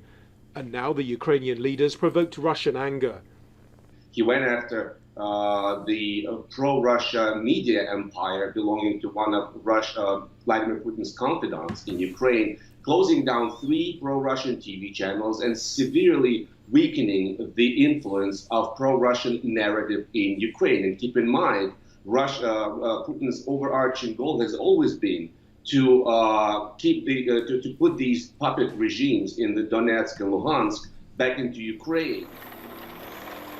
Despite the latest warnings, it's not clear whether there's been a real change. The Organization for Security and Cooperation in Europe says there are far fewer ceasefire violations than last summer. Nord Stream 2 spells pain for Ukraine. Get rid of the gatekeeper. Ukraine acts as a gatekeeper in the transfer of natural gas from Russia to Europe. You know who else does this? Is Poland. Poland does that too. This is good. This is important context, though. Let's continue. This is France 24, so they're gonna spin it based on France 24's view. But we can still interpret that itself as significant. The fact that they're spinning it in a certain way is significant, you know. So when we watch news, we're not blindly imbibing it. We're analyzing with infrared vision the ways in which they're being spun. Ukrainian President Volodymyr Zelensky has accused Russia of intimidation and is now calling for a new truce with pro-Moscow separatists. Muscle flexing in the form of military exercises on the border with Ukraine is an attempt to put pressure in the negotiations on ceasefire and peace as our value. We are always ready for provocations. Over the last week, Ukraine has reported Russian troop movements in Crimea, the peninsula annexed by Moscow in 2014, and along the country's shared border. After the most recent truce brokered in 2020, the conflict in the eastern Donbas region reignited in January. At least 20 Ukrainian soldiers have been killed. Russia argued that it was entitled to move troops within its territory and said any new Donbas conflict could, quote, destroy Ukraine. Военные в большинстве своем понимают просто пагубность любых действий по развязыванию горячего конфликта. For its part, Washington vowed not to leave Ukraine on its own in the event of escalating Russian aggression. And we're absolutely concerned by recent escalations of Russian aggressive and provocative actions in eastern Ukraine. Russia's destabilizing actions undermine the de-escalation intentions achieved through the OSCE brokered agreement of July of last year. According to the United Nations, conflict in the region... Yeah, what a disgusting fuck intern college student who's gonna decide the fate of Russia, and he's in control. This fucking piece of shit. And provocative actions in eastern Ukraine. Russia's destabilizing actions... This is a guy who watches Marvel, MCU. He thinks Marvel's really deep. He's a fucking soy piece of shit at home. He goes on Twitter and he types about his concern over Russia. This is the type of piece of shit we're living with now in the Biden era. This chicken neck. Undermine the de-escalation intentions achieved through the OSCE brokered agreement. This is the Amazon man. The man in the age of Amazon. He's Nietzsche's last man, the Amazon man. He sits at home with Amazon Echo. Hey Amazon, hey Alexa, can you play WAP? Hey Alexa, play some WAP. And then WAP is playing and this guy just subtly nodding his one.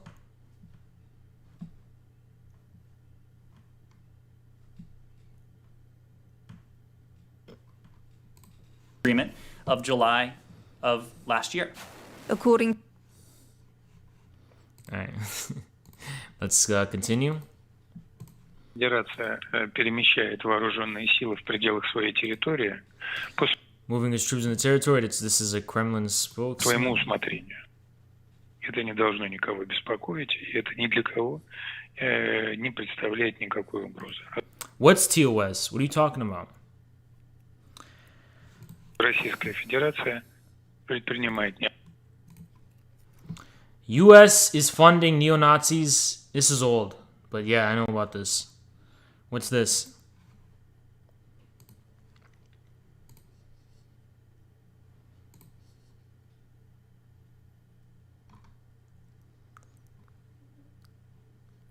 The Ukrainian army resumes shelling of northern suburb of Donetsk. Genocide, the Russian genocide. New meme. There's a Russian genocide in Ukraine. Anyone who denies it is a genocide denier. Okay? If anyone, bring it up. Where every time someone asks you about the Uyghur genocide, talk about the Russian genocide. If they deny it, call them genocide deniers. Because we shoot the arrow and then we find the target. That's how it works now. Okay? That's how it works now. You shoot the arrow, then you find the target. You must already assume there is a genocide just because someone said so. Russia and Yukhanovich supporters contend that Yukhanovich's ouster was a coup and allege that the authorities who then came to power are nationalists who would oppress the East's largest ethnic population, which is actually what happened. They're trying to tear us away from Russia, said a demonstrator from Shavapol, 59-year-old businessman, but Donbass is ready to fight against this band, which has already lost Crimea and is losing in the East. I'm ready to live in a tent, but I'm not ready to submit to the West, to dance to their tune, said Viktor Rudko, a 43-year-old miner. Biden, wake up. Joe Biden, wake up. The local parliament on Friday formed a working group to develop a referendum analogous to the Crimea. Activists yesterday passed out mock battalions, although no referendum has been formally called. Необходимые меры для обеспечения безопасности. By the way, this reminds me. Who is relevant on Twitch? Because he was like, oh, and you got Infrared denying the Uyghur genocide. You fucking idiot. Internationally, it's still heavily disputed. So no, you can't just go out the bat and assume there is one, as though there's some international consensus that there is one. People are still debating about it. So you can't just go ahead and just assume there is one to the point where anyone who denies it or rejects all the wild and stupid fucking claims about it is a genocide denier. Well, that's assuming the premise in your conclusion. In order for us to be deniers of real genocide, you have to prove it's a real genocide going on. You haven't fucking proved that, and you can't fucking prove that. And if you want to have a debate with me about it, I'd be more than fucking happy to humiliate your stupid bitch ass about it. Fuck you, irrelevant, you bitch. Send that to him.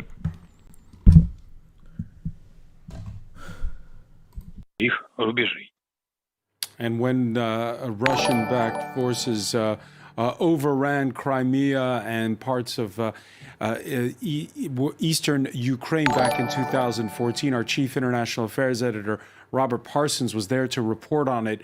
Rob, why this latest troop buildup? Well, you know, the Russian army, like NATO armies all the time, conducts exercises. That part of what Dmitry Peskov said is absolutely true. He is, however, being disingenuous to a degree because, you know, these exercises are taking place very near to the border with eastern Ukraine. And although they could be construed simply as exercises, they could also be preparation for something more sinister. It's happened in the past. He just had to have a British accent. Could happen again. It happened back in... Look, These are polar opposite type of human beings. This guy hates this guy. This guy is molding over this guy. This guy lives rent-free in this guy's head. This guy is everything that triggers this guy, okay? This guy is so upset and so mad that this guy exists, okay?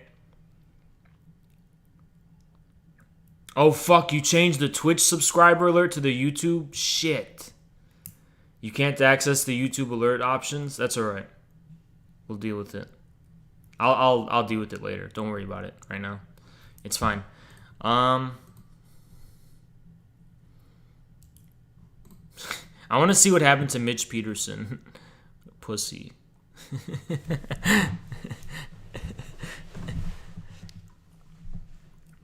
Yep, I love that. Using PragerU logic to own the commies. Exactly. Stupid bitch.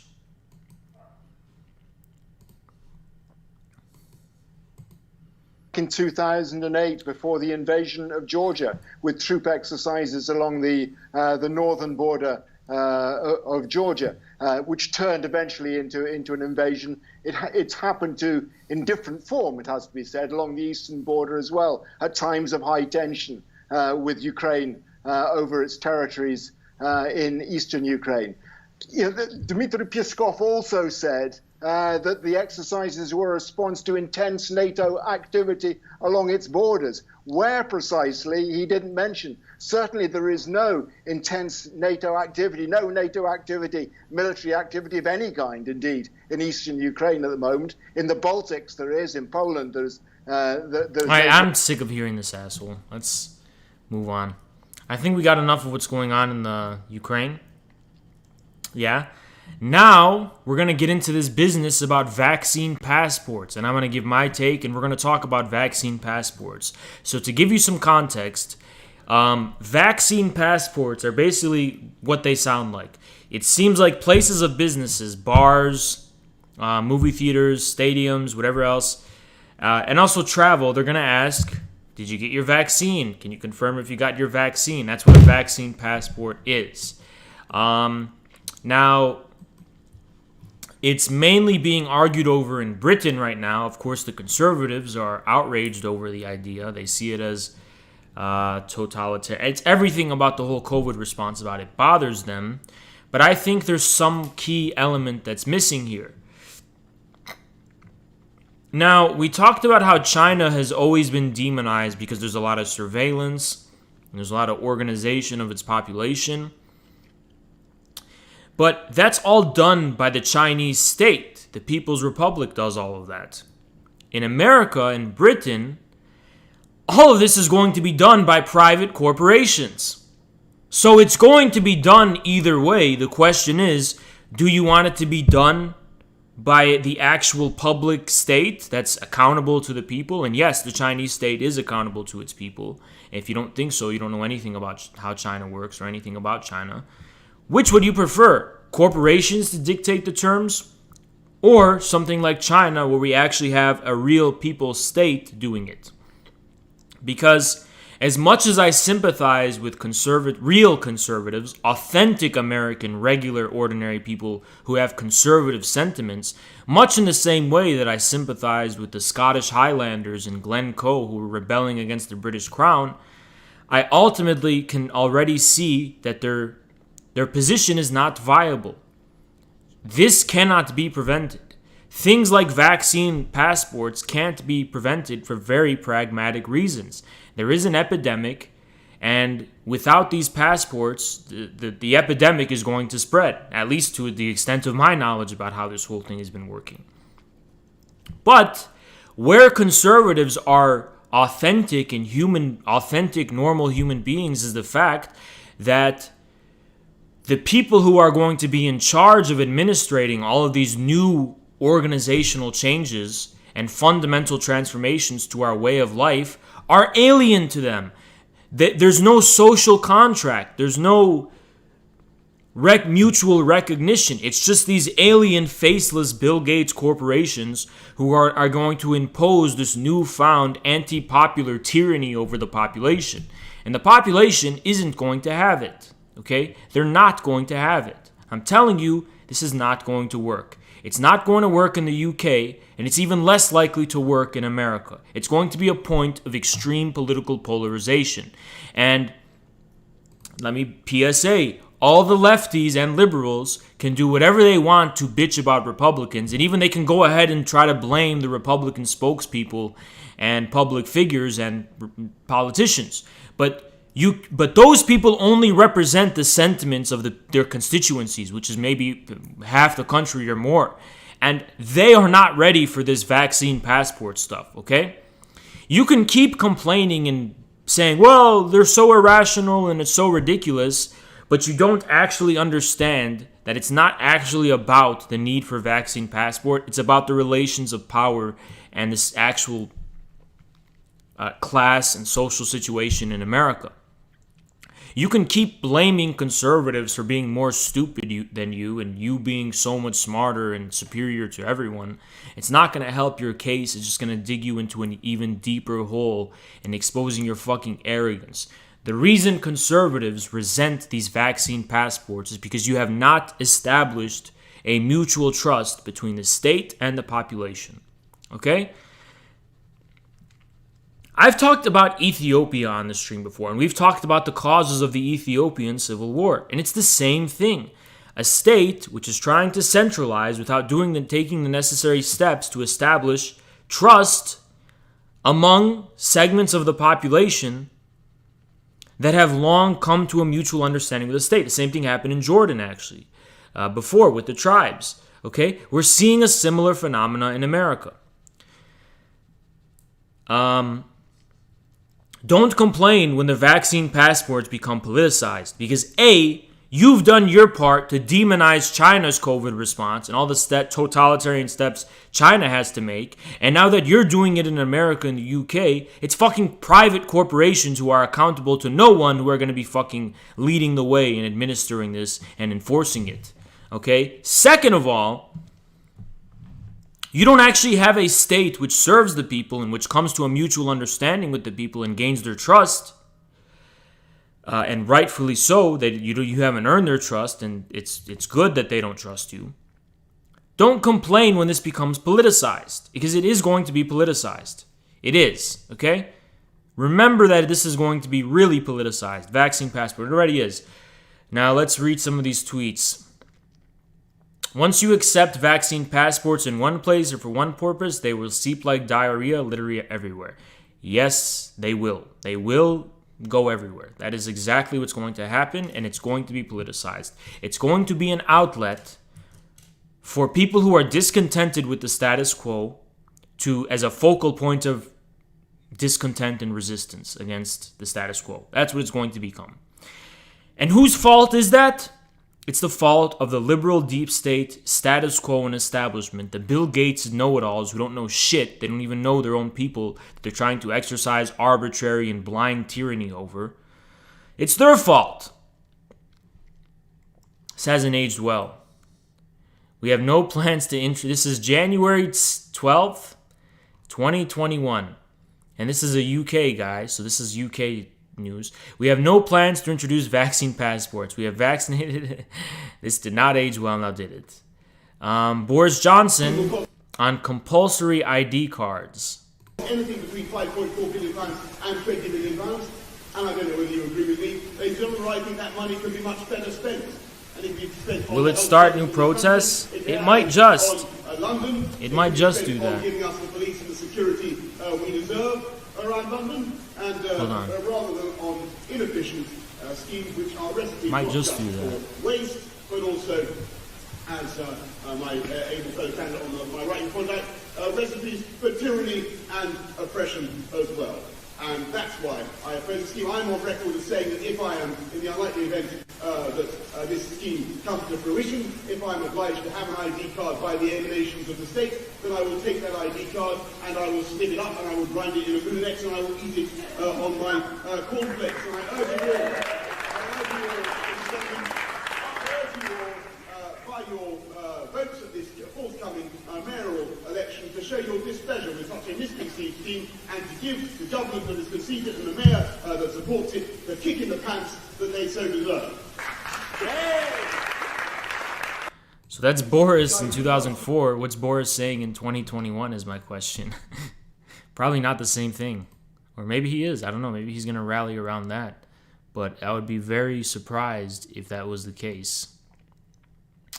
It definitely would surprise me to a great extent. Let's continue. Republicans are going to tweet no vaccine passports and rant about civil liberties and never acknowledge it was their collective inaction or refusal to comply that got us to this point. All right, guys, claps in the chat for this liberal who managed to solve something. Claps in the chat. Liberal, I hope you feel good about yourself. You feel morally superior. You know, you don't have to self-critique that there's something structurally and fundamentally wrong with your position. You can just smugly say, oh, I was right and you were wrong. Ha, ha, ha. Everyone clap for these fucking smug, self-satisfied liberals. Clap. Rex Zane, so brave. So keep doing the blame game. Keep doing the blame game. Keep blaming half the country. Please blame half the country. Keep going ahead and blaming half the country. Oh, when half the country's wrong, it just must be that they all must be exterminated, right? What's your fucking solution, you idiot? At what point do you look in the mirror and say maybe there's something wrong with you? Maybe the reason people rallied around COVID as a point of fucking political polarization is because they needed a fucking way to vent their fucking discontent with the fucking liberal deep state and status quo, which they fucking resent and despise. Maybe you should self-critique and talk about how your incompetence in speaking to those people and winning them over is no one's fault but your own. At what point do you do self-criticism and you say, no, I'm at fault. I'm a fucking snowflake, blue-haired piece of shit who is an antisocial, anti-human piece of garbage who hates half of the country, hates their own people. Maybe I don't offer an inspiration or an example for what it means to be a human being. There's no self-criticism whatsoever. And this same guy would have been lamenting China's totalitarian response a year ago. And now he's saying it's the problem of half the country refusing to comply. Well, why should they trust you? Why do you think you're entitled to their trust is the problem. That was the same time that they fucking killed Epstein. Who the fuck is entitled to trust you? Do I have to name all the times the US government has lied and cheated and deceived its own fucking population and sold them out and betrayed them and proved that it doesn't serve the interests of the population but the fucking oligarchy? How many fucking times do I have to point that out? And another thing we have to fucking pay attention to, is that all these leftists all over YouTube, every single one of them, are literally going to jump on this bandwagon and go, oh, they're all so irrational, guys. They're not going to think about, maybe there's a reason why Americans don't trust their own government. Maybe there's a reason there's all these conspiracy theories and there's no mutual trust. There's none of that going on. But you're not going to get any of that. Now are you? Have you taken the political compass test? Yes, I speedrunned it and I did it literally in 60 seconds and it gave me ML. I'm not even kidding. There's a clip of it.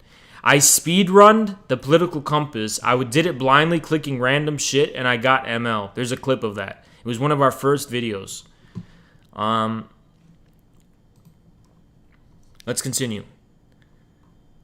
You know, they act like they're these anarchists and they're critiquing the state and I'm such a leftist, but they don't for a second think about why maybe the American people don't trust the state, the American state, the one you always talk about you're going to overthrow because you hate authoritarian states. Well, is there a reason maybe that the American people don't trust the American government that rules over them? Even where you might be confident that the government might be right in this case? Anything? BreadTube? I thought you were anarchists. You fucking cucked anarchists. Bakunin would spit in your face. Fake anarchist pieces of shit. Still trending for the fourth day.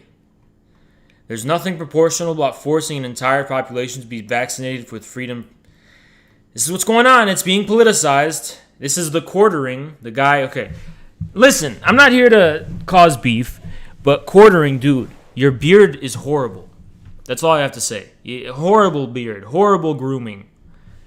Absolutely horrible beard. Like, terrible beard. I don't know why you choose this look. The quartering is my inspiration for how I don't want to grow my beard.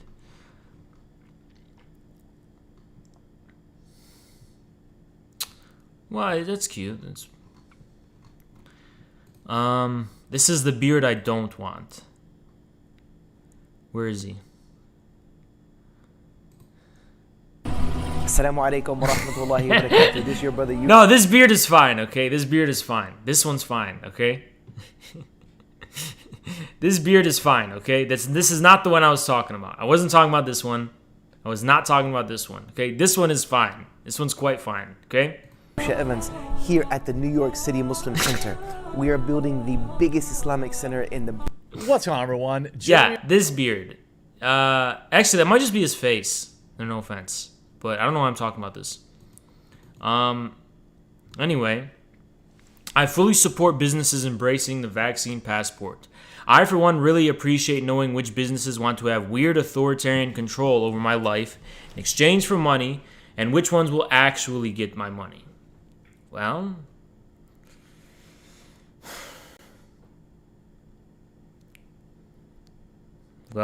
I mean, that's our new reality. That's our new situation. I mean, you're kind of just complaining about it, you know? But I'm not complaining that you're complaining. You know, you can complain all you want. That is what is going to happen. You know, you Republicans do something, you know, what are you going to do about it? You know, you failed with Trump. And now it just seems like you complain all day. Accept more of these today and you accept them all tomorrow? Yeah. COVID passports needed, not needed. Why aren't they needed for those? No pub and no restaurant wants to be labeled a hotspot for transmitting COVID-19. So they have an economic incentive to adopt these passports. Okay? All of these things have incentives to adopt them, economic ones. Starting to get really fed up about hearing about bloody vaccines and passport. It's constant and relentless on TVs. There isn't a normal way to live our lives. And here's another thing. Correct me if I'm wrong, chat. Aren't we going to have to take vaccines every year now? Because of the mutations? It's going to be like the flu where it's going to be seasonal. So it's going to be every year, isn't it? Can anyone in chat confirm or deny? Shit.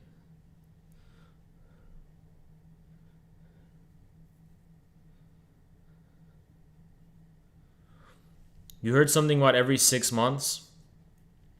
Every 6 months.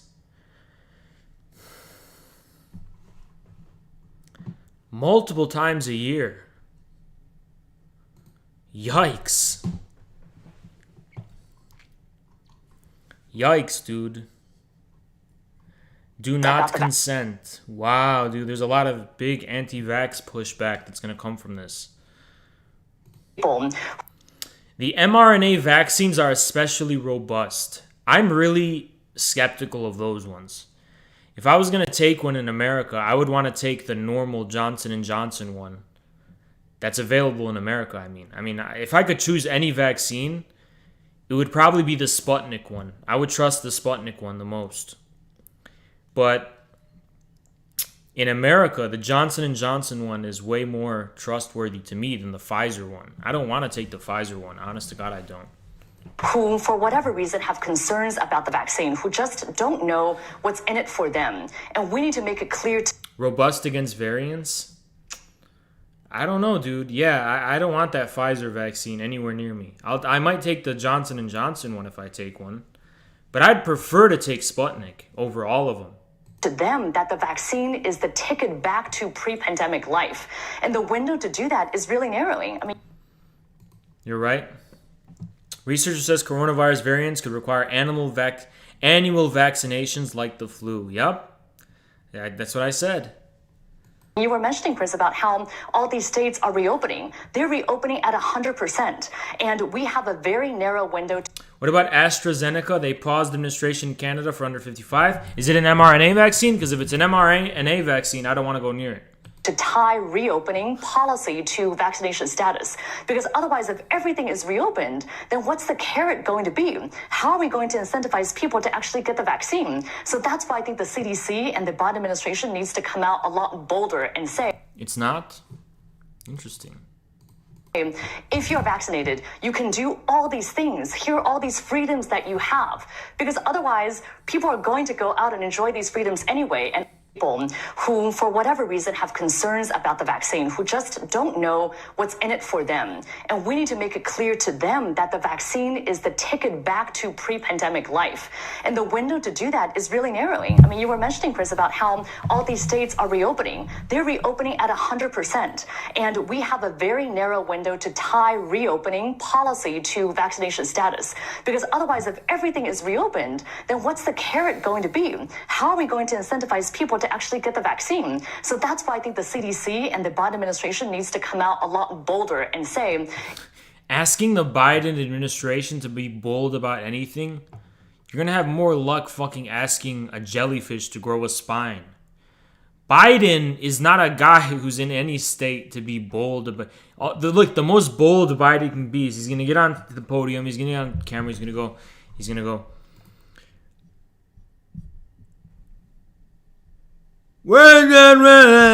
and that's the most energy he's got packed up in a single utterance. That's it. That's all Biden can do. We here at the administration are working on a lot of things, and we're getting a lot of things done, and we're taking care of it, and we're gonna be bold. And we're done. That's the most he can do. That's just about the most he's capable of. Okay. if you're vaccinated, you can do all these things. Here are all these freedoms that you have. Because otherwise, people are going to go out and enjoy these freedoms anyway. And people who... Okay, there's that. Another bit in the news before we watch an important documentary is Hunter Biden.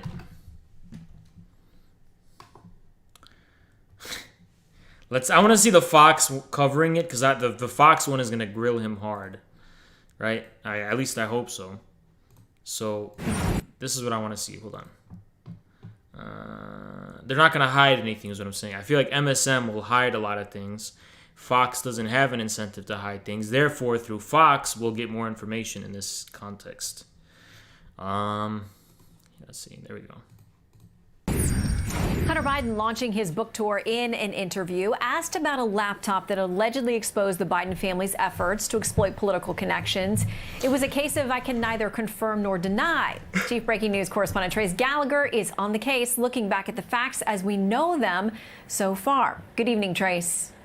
And a good evening. Now that we have the major players on the record, here's a timeline on who said what. In the early fall, it was the New York Post that broke the story of the incriminating documents and emails found on what was said to be Hunter Biden's laptop.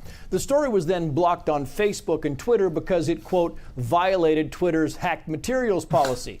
Of course, Twitter never provided any... Oh, no, tech companies aren't biased in favor of the Democrats. But when BuzzFeed leaked the supposed thing, no, that was fine. It's fine. If they're leaking anything about Trump, it's fine. Evidence the emails were hacked or was Russian disinformation. But in October, then candidate Joe Biden told 60 Minutes it was both Russian disinformation and a smear campaign. Yet the same month, then Director of National Intelligence John Ratcliffe knocked down Joe Biden's statement saying the laptop is not part of a Russian disinformation campaign. Oh, look at that. National Intelligence John Ratcliffe. And the FBI and the Department... Another Russian agent, I presume. Of Justice agreed, but the media largely ignored the story, and so in late December, President-elect Joe Biden had this back and forth with Fox News correspondent Peter Ducey. Watch. Mr. President-elect, do you still think that the stories from the fall about your son Hunter were Russian disinformation and a smear campaign, like you said? Yes. God love you, man. You're a one-horse pony. Joe Biden's yes, yes, yes answer indicates extreme confidence. Yet now we know that Hunter Biden doesn't share that confidence. Watch. Was that your laptop? For real, I don't know. I know, but you my know point that's is, this I is really don't know. Okay. The answer is You that's don't the know truthful yes answer. or no if the laptop I don't have was any yours. idea. I have no idea. So whether or could not. have been yours. Of course, certainly. There could be a laptop. So what's his excuse? Biden could just say he has dementia. This guy looks pretty young and healthy to me, and he sounds like a lot like his dad. Out there that was stolen from me. There could be that I was hacked. It could be that it was Russian intelligence. It could be that it was stolen.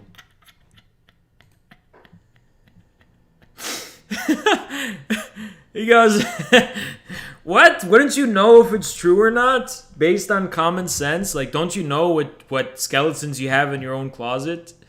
Can't you just, what is it? Well, you know, I don't know if it could be the Russians, it could be the Martians, it could be from the UFOs.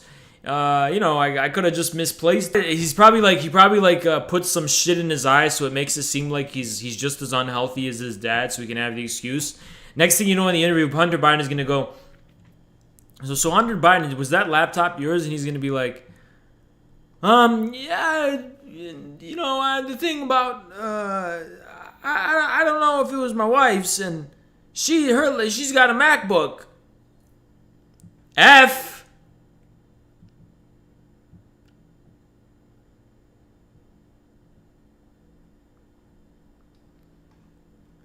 What? It effed? What the dude? What the fuck is this effing? Super sus. Super sus. From me. Or it could be, as the man who turned over the computer said, that someone who looks very much like Hunter Biden dropped off the laptop to be fixed and never picked it up. Finally, NPR had reported the Biden laptop story was discredited by intelligence. Now, the taxpayer-funded network has issued a correction saying they were wrong. Shannon. Joyce Gallagher, out west. Thank you. What a load of shit. People are not asking the right questions. They're not asking the right questions because they kind of think they already know the answers. Technology is being used. Wait, this is the secret to Biden's laptop's location and who it belongs to. We're going to get the secret of who his laptop actually belongs to now. That we would never believe was possible. Beginning in 1954, gravity control was mastered. Nazi Germany, they were developing flying saucer technology. Guys, it's going to be exclusive information about the source of Hunter Biden's laptop and where it came from. No, it's not, dude. It's context. Hold on. All right. So there's Hunter Biden for you. And now, guys, it's time to get a little comfy and cozy. We're going to watch some of this documentary. And let me update the title, actually. What? What is our title on Twitch right now? Hold on. Do we have the proper title? Oh my god, what the fuck? We have the fucking wrong title. Holy shit. Fuck Restream, dude.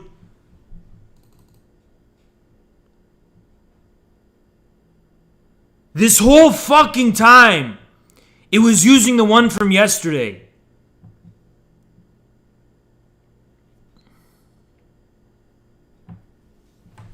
Oh my fucking god, dude.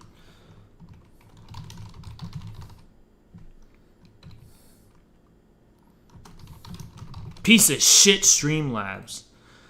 Piece of shit Streamlabs.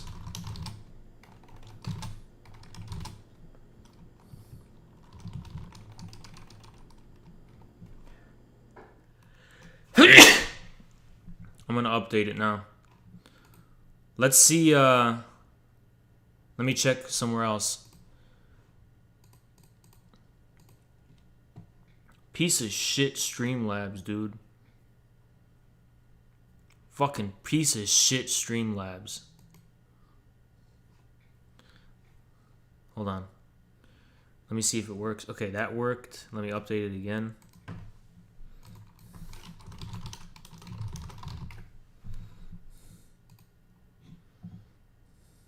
Okay. It worked. Damn it, dude. Why the fuck did it do that?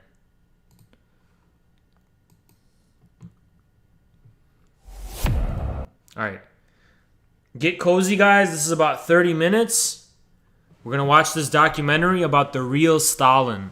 This is going to educate you about Stalin, okay? You've heard a lot of bullshit things about him. So now you're going to learn some real shit. And this is super high quality too. So get cozy and get comfy. Я могу сколько угодно рассказывать про то, что он упырь, как он пил кровь.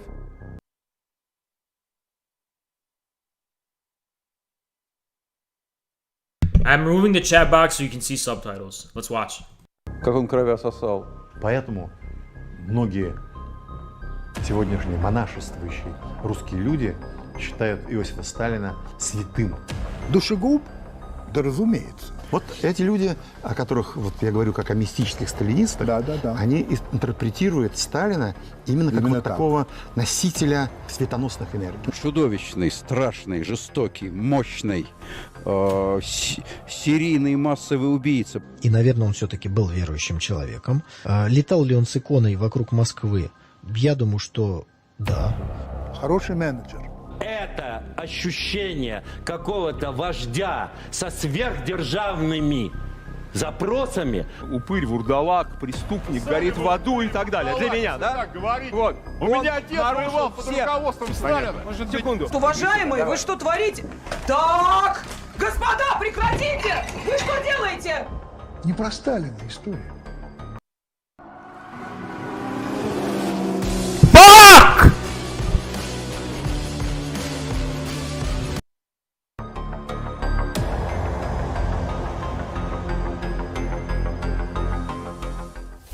Наверное, ни одна другая фигура в отечественной истории не вызывает таких ожесточенных дискуссий и горячих споров, как личность Сталина. В средствах массовой информации его изображают то величайшим злодеем на земле, то карикатурным чудовищем, то эдаким крепким государем-державником, строгим, но справедливым царем-батюшкой. В бурном потоке политических ток-шоу лютая ненависть к Сталину сталкивается с восторженной идеализацией его образа. За этим нагромождением легенд и фактов, обильно перемешанных с домыслами и неправдой, многим людям трудно разглядеть его настоящую историческую роль. Но при всей кажущейся сложности это просто. И для этого не нужно долго копаться в деталях биографии Сталина, заниматься глубоким анализом его личности. Oh shit, should we check LSF? After, we'll do it after.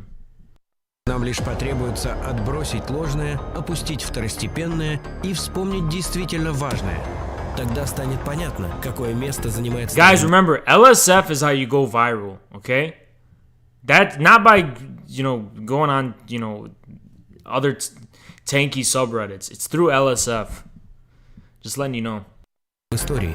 Почему любыми способами очерняются или наоборот неловко идеализируются его дела и свершения? А главное, можно будет ответить на вопрос, что значит Сталин для нашей страны и мира сегодня. LSF is the subreddit livestream fails. It's livestream fails. Alright, let's continue. В этом фильме мы намеренно откажемся от обсуждения личной жизни Сталина. Не будем мы говорить о его принципиальности или волевых качествах. Речь не пойдет о его способностях, феноменальной памяти, начитанности или огромной тяге. I actually want to see this.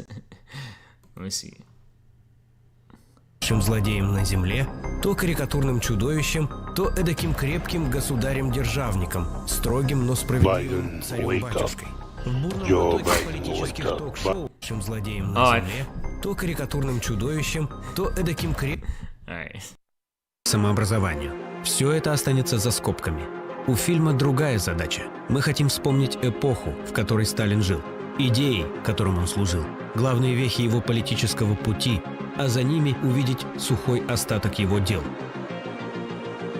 Иосиф Джугашвили родился в последней четверти 19 столетия. В Российской империи наступило время больших перемен. Совсем недавно было отменено крепостное право, ломался старый уклад жизни. Тяжкий труд рабочих на фабриках и заводах, нелегкое бремя податей и налогов, бесправие и нужда простого труженика, рост социальной напряженности – таковы были реалии царской России. Обстановка в стране накалялась. Когда юный Сосо, сын обувщика и работницы, начал... How is this shitty CGI? This is fucking beautiful production value. I'd love to see you make this shit in your video. What are you calling shitty CGI? Show me a high quality political video then. The fuck? Учиться в семинарии, в России уже активно действовали подпольные организации марксистов. 15-летний семинарист Джугашвили попадает в один из таких кружков и увлекается революционными идеями. 99% of people are living in a delusion. America is in crisis. Social unrest, soaring unemployment, millions living in poverty. Now the media would like you to believe that this is the government causing this problem, a failure in leadership. They couldn't be more wrong. My name is Louis.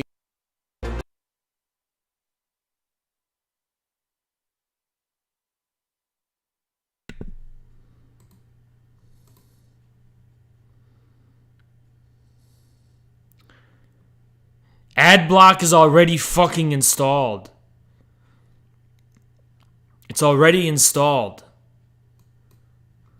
It's literally already installed.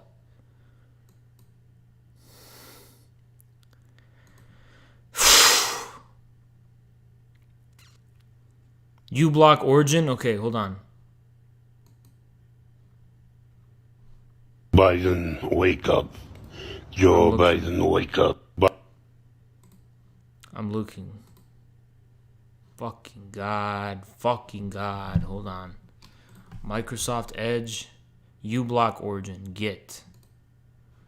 Add extension. Okay, I added it.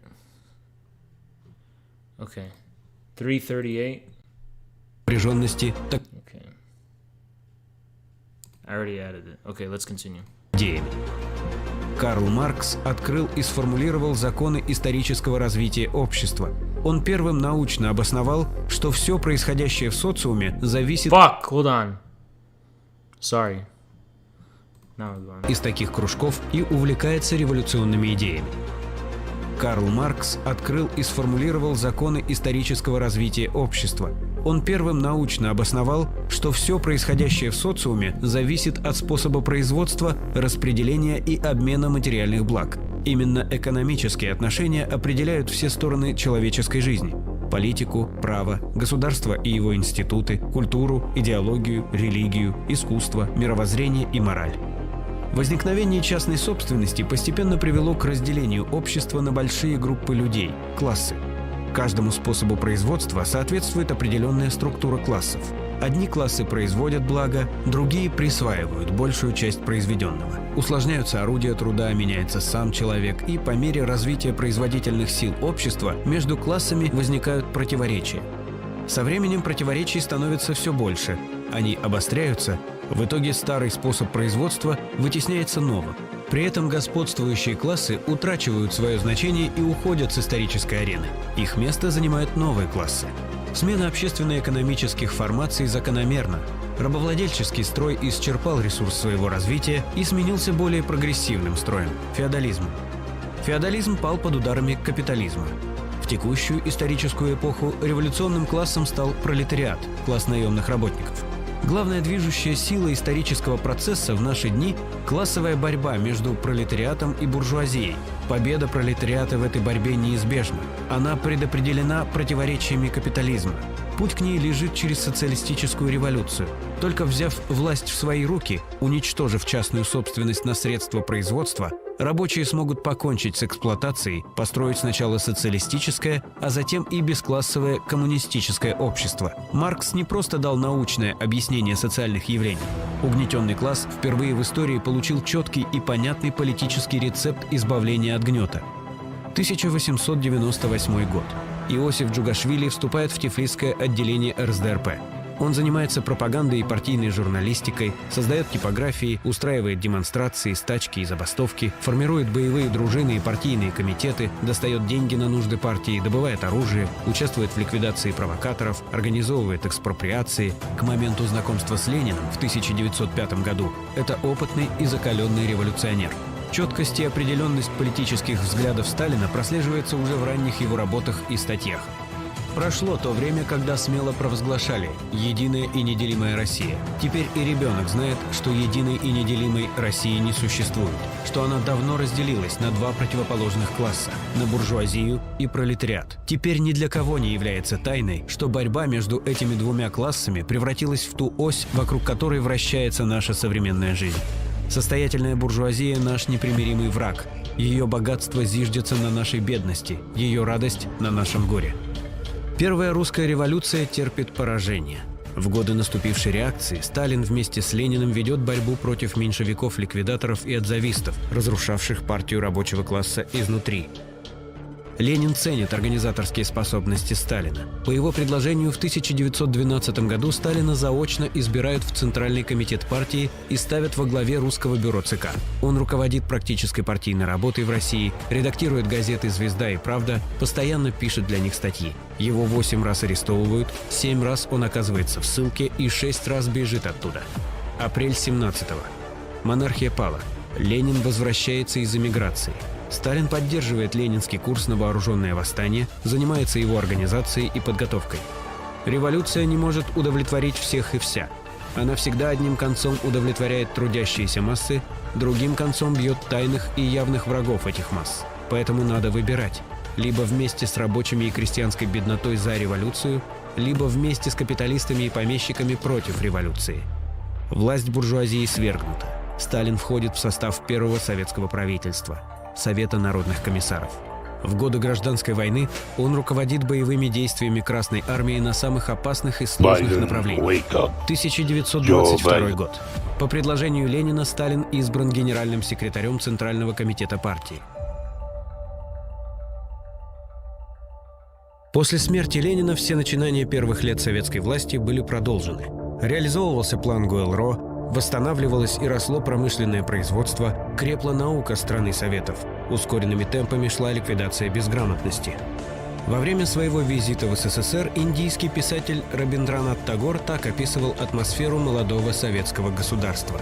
«Вызывает удивление та поразительная энергия, с которой в России стремятся распространить образование по всей стране. И дело здесь не только в количестве людей, но и в глубине, в размахе. И среди полуцивилизованных народов Средней Азии они распространяют образование с быстротой наводнения. И нет предела их неустанной энергии, направленной». These were all Nazgul ghouls, by the way. These were all evil Nazguls. And they were all Hitler. К тому, чтобы открыть этим народам доступ к вершинам науки. В театрах огромные толпы народа, и основные зрители – крестьяне и рабочие, и нигде их не оскорбляют. В 2-3 учреждениях, которые я до сих пор посетил, я обратил внимание на духовное возрождение и торжество. Wait, spiritual renewal? What does that have to do with materialism? So this basically has nothing to do with Marxism, because they use the word spiritual. Проснувшегося человеческого достоинства. Простой народ сбросил бремя неравенства, смог выпрямиться и поднять голову. Они стоят теперь в мире людей с высоко поднятой головой. Ум их независим, а руки свободны. Еще в 20-е годы партия обозначила курс на индустриализацию и сплошную коллективизацию. Обе эти задачи были связаны между собой. Решение одной невозможно было без решения другой. Новым стройкам, заводам и фабрикам нужны были миллионы рабочих рук. Мелкие крестьянские хозяйства, не оснащенные современной техникой, не могли прокормить огромную страну с растущим городским населением. А без развитой промышленности государство не справилось бы с обеспечением своей обороноспособности. Мир после первой империалистической бойни был лишь передышкой. Начало новой войны было вопросом времени, и большевики прекрасно это понимали. I hope you guys taking notes. You see what the context was? There wasn't no peace. There was a fucking inevitable war that was coming. Perish or fight and industrialize your country in 10 years or they will destroy us. That's what Stalin said in 1931. 10 years later, who invaded the Soviet Union? Oh, but Stalin's a red fascist. I forgot. My bad. Понимали. Мы отстали от передовых стран на 50-100 лет. Мы должны пробежать это расстояние в 10 лет. Либо мы сделаем это, либо нас сомнут. See, right on the fucking nose. I swear to God, I didn't know that was gonna be said. I didn't know. Look at that, guys. Эти слова были сказаны Сталиным в 1931 году. Гидроэлектростанции, тысячи заводов и фабрик, десятки тысяч колхозов и совхозов с обслуживающими их машинно-тракторными станциями. Все это появилось в СССР за 2 пятилетки.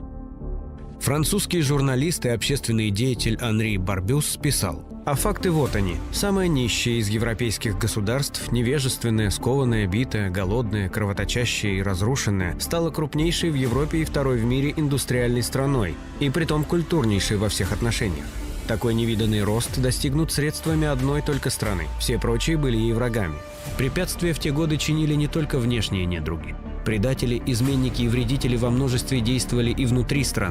This is the history they're trying to hide from you, by the way. They're trying to hide this from you. And they're trying to keep it away from you. They don't want you to know about this history.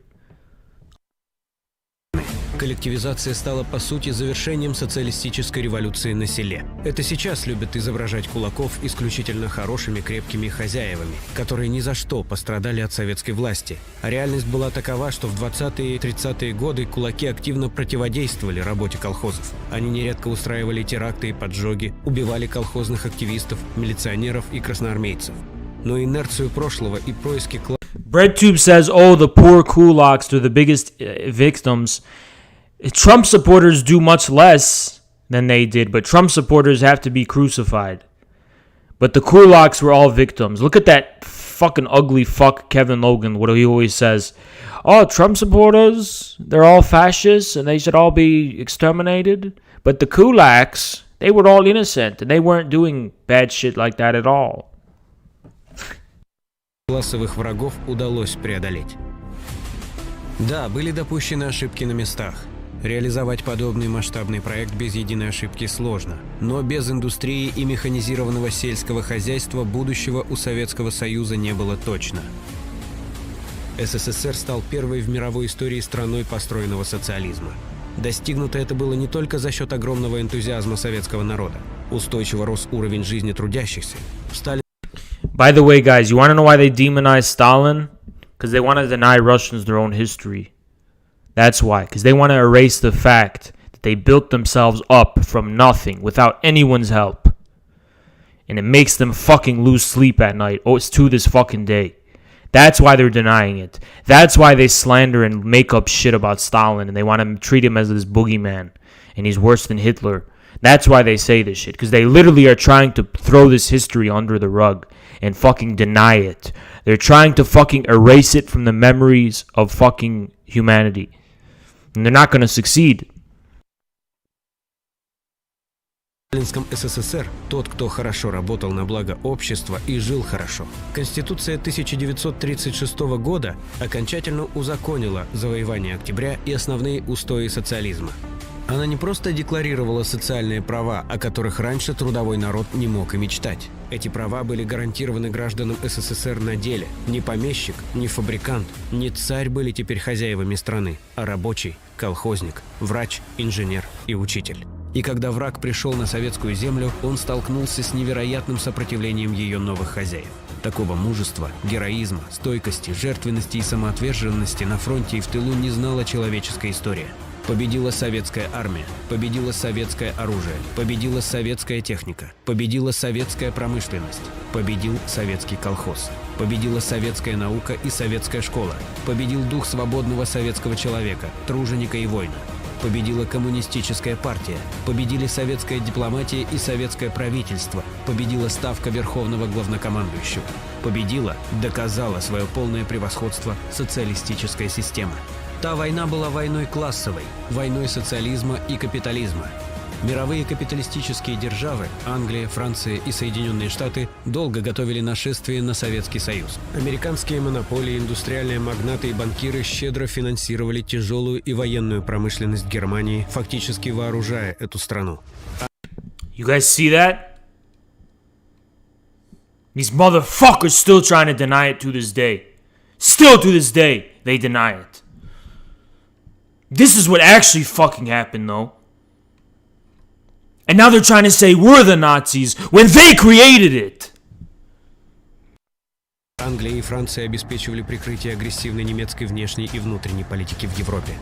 Руками немецкого фашизма западные империалисты желали уничтожить, разграбить и поработить СССР.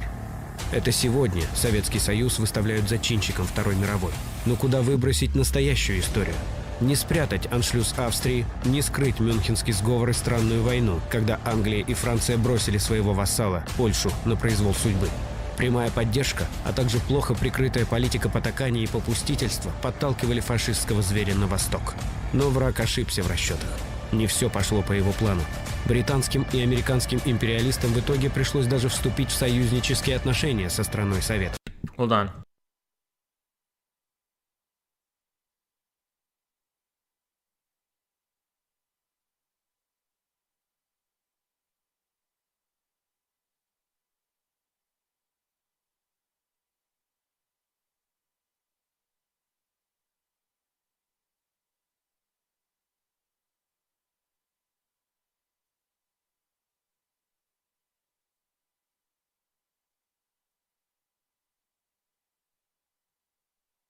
Alright, sorry.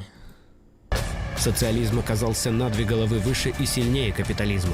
Результатом войны стала не только полная и безоговорочная победа над нацистской Германией и ее сателлитами, не только поражение милитаристской Японии, но и появление на карте мира блока социалистических государств. После войны сталинский СССР совершает еще одно экономическое чудо. За пятилетку было восстановлено разрушенное гитлеровскими ордами народное хозяйство. Страна, которая потеряла десятки миллионов жителей, без плана Маршалла и внешних займов поднимается из руин. Вчерашние союзники по антигитлеровской коалиции очень скоро снова объявили СССР своим главным врагом. Начали строить новые агрессивные планы. Но советская наука... And now history is repeating itself.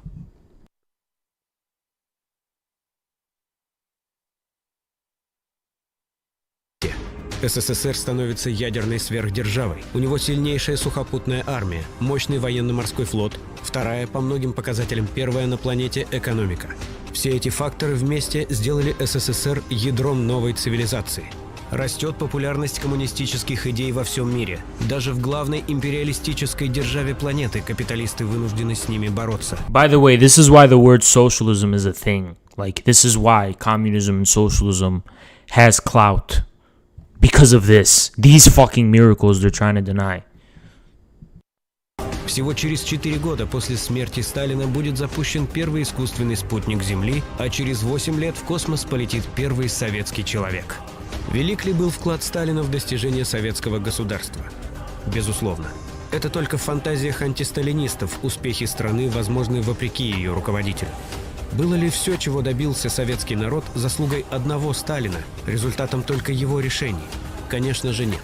В беседе с немецким писателем Эмилем Людвигом Иосиф Виссарионович рассказал о том, как принимались важнейшие для государства решения. Среди 70 членов ЦК партии были лучшие промышленники и кооператоры, лучшие снабженцы и военные, пропагандисты и агитаторы, лучшие специалисты по вопросам сельского хозяйства и национальной политики. Каждый имеет возможность исправить чье-либо единоличное мнение, предложение. Каждый имеет возможность внести свой опыт.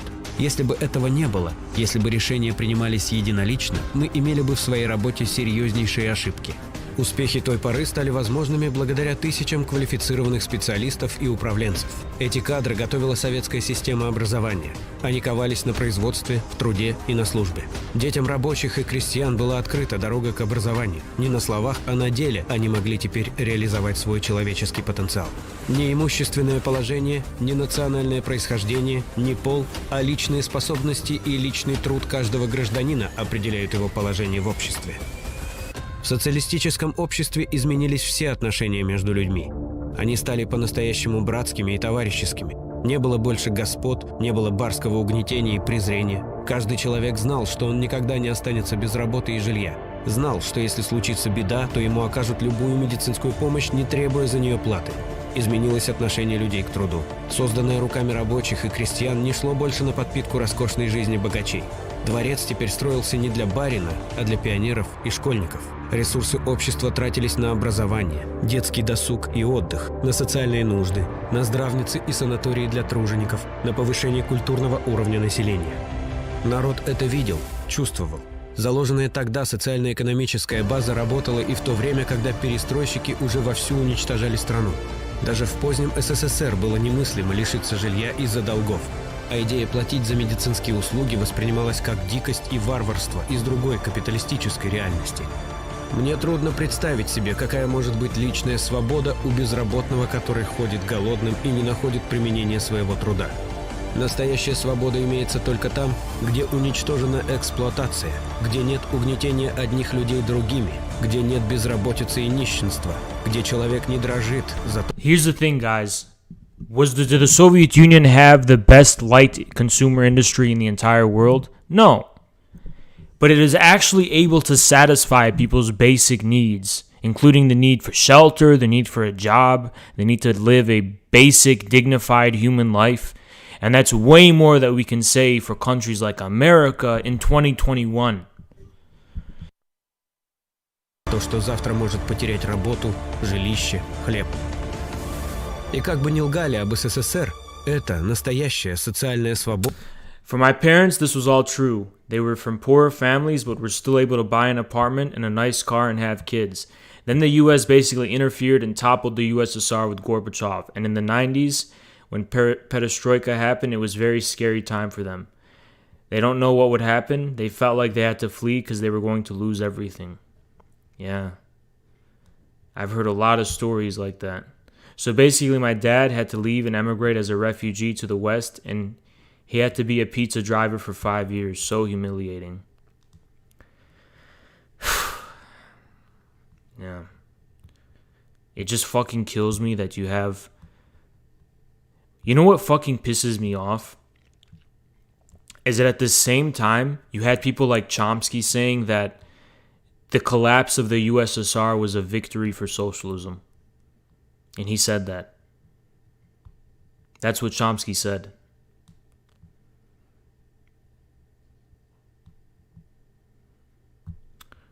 The skilled, educated, and professional strata of workers were the base from which the restoration of capitalism sprung from. Yeah, and they're also the base of the current fucking American left.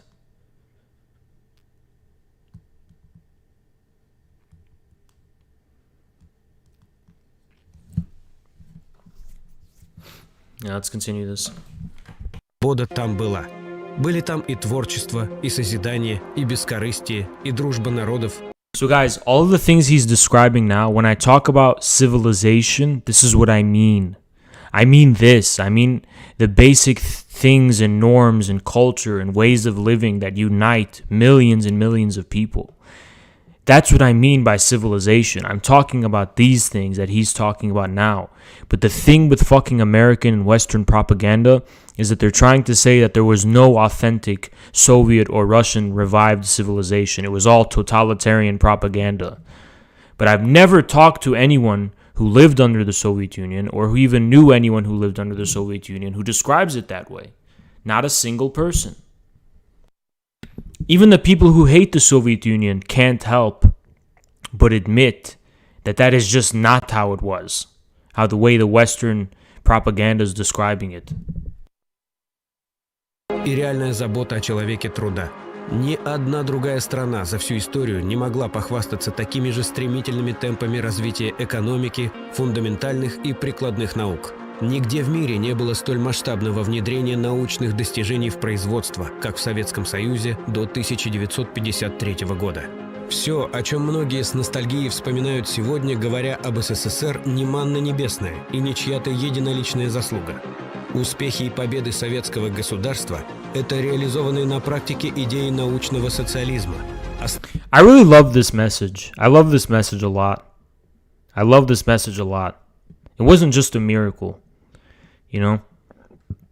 It can happen again. Сталин был не просто государственным деятелем, но и теоретиком марксизма. Уже первые, ранние его работы стали весомым вкладом в развитие марксистско-ленинской науки. Позже он открыл и сформулировал основной экономический закон современного капитализма – империализма и основной экономический закон социализма.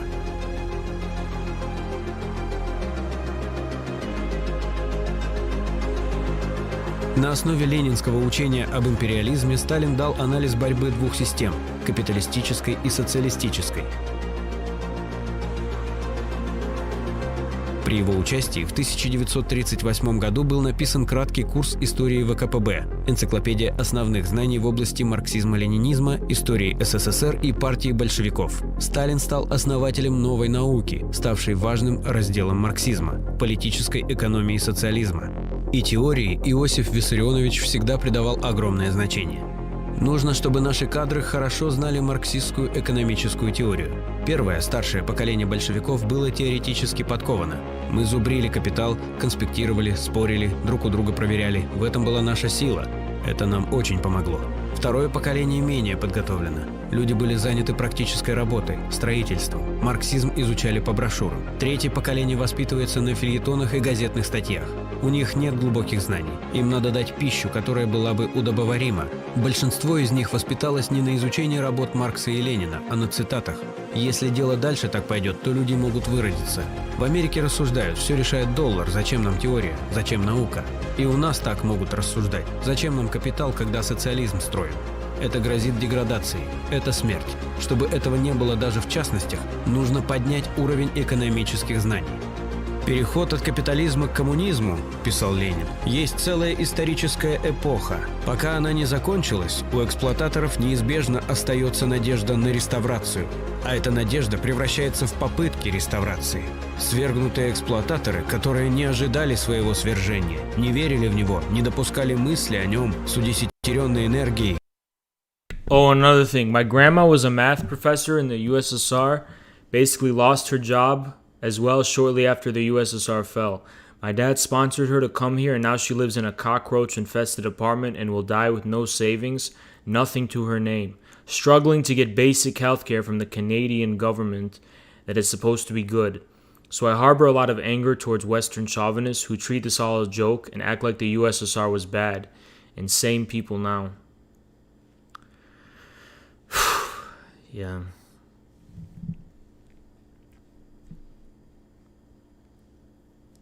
Yeah, man. They do treat it like it's a fucking joke, you know. And one thing that pisses me off actually is like Vosh always does this mocking Russian accent. How is that not just fucking blatant Western chauvinism and anti-Russian racism? It's all a fucking joke to this guy, you know? And the fucking Netflix bullshit Stranger Things with its fucking anti-Russian propaganda. It's all we fucking get is this overload of anti-Soviet, anti-Russian propaganda, mocking Russians and mocking Russian accent and shit. Completely dehumanized, you know? Yeah, and the same people now try to topple China with Uyghur myths and call to sanction China. Yeah.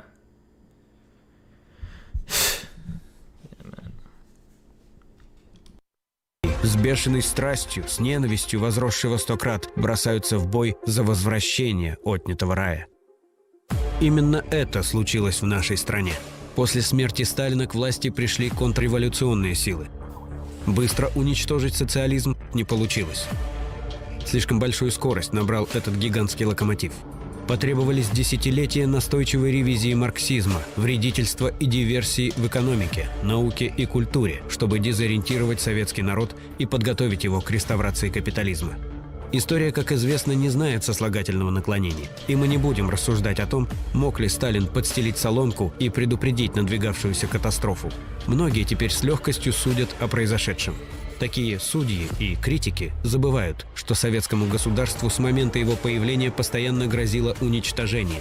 Создавалось это государство не в тепличных условиях, а на территории ослабленной страны, во враждебном окружении. В наследство большевикам досталась не только разруха двух войн, но и отсталость, накопленная еще с царских времен. А самое главное, социализм строился впервые в мировой истории. Подобного опыта у человеческой цивилизации не было вовсе. СССР до сих пор остается главным успехом пролетариата в его многовековой классовой борьбе. Поэтому, кстати, буржуазные пропагандисты и льют помои на Советский Союз. Вовсе не из-за его неудач, а как раз наоборот, потому что слишком многое тогда получилось. Это был одновременно и огромный успех, и болезненный исторический урок для трудящихся всего мира. Любые социальные и политические завоевания можно легко потерять, если ослабевает классовая бдительность. И ни один, даже самый выдающийся политик и государственный деятель в одиночку не приведет трудовой народ к благополучию. Это дело всего рабочего класса, дело каждого сознательного пролетария. Но несмотря на поражение Советского Союза, победа капитализма временна. Классовая борьба продолжается. Социализм не выдумка философов и не абстрактная книжная идея. Это объективная жизненная необходимость для всего человечества и его неизбежное будущее. Слова Ленина, сказанные им об Октябрьской революции, можно отнести ко всему советскому опыту. Мы это дело начали. Когда именно, в какой срок, пролетарии какой нации это дело доведут до конца, вопрос несущественный. Существенно то, что лед сломан, что путь открыт, дорога показана. 100 лет для истории срок небольшой. Капитализм, кстати, тоже не сразу победил. Постсоветская буржуазия постоянно заявляет о неэффективности социализма. При этом все, что в современной России до сих пор ездит, летает и стреляет, в основном наследие той отсталой эпохи. Мирный атом и космическая отрасль, остатки некогда великого авиастроения, оружие и ядерный щит – все оттуда. Какими достижениями могут похвастаться российские капиталисты? Рывками эффективных менеджеров, убегающих с наворованным за границу? Или прорывами изношенных трубопроводов? А может быть 20 миллионами нищих и лидерством по числу долларовых миллиардеров?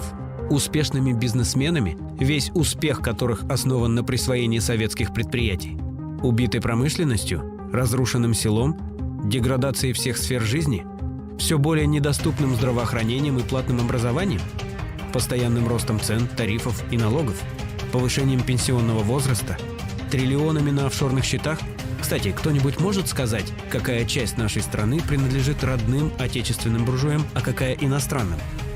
Нас пугают жертвами репрессий. При этом за время, пока страной руководил Сталин, несмотря на огромные потери в Великой Отечественной войне, население СССР значительно увеличилось, а в эпоху буржуазной свободы и демократии народ вымирает. Только с 1993 по 2006 год в Российской Федерации умерло на 11 миллионов человек больше, чем родилось.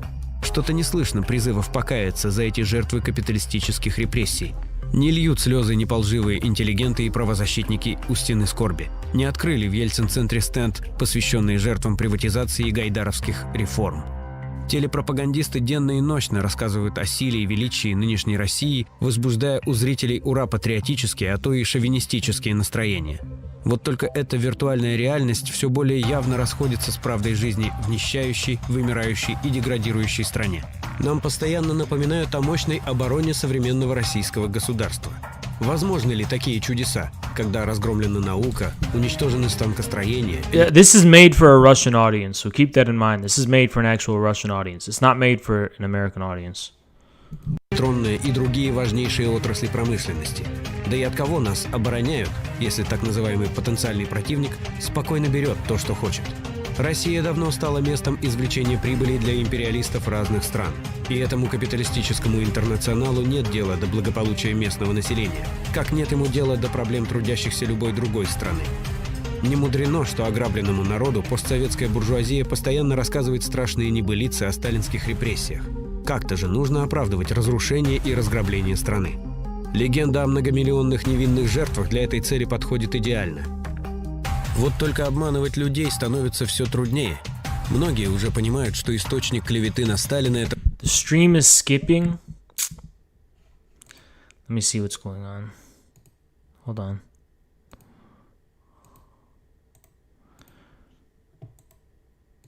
Oh, man. It's skipping, huh? It skips. Can you lower the resolution?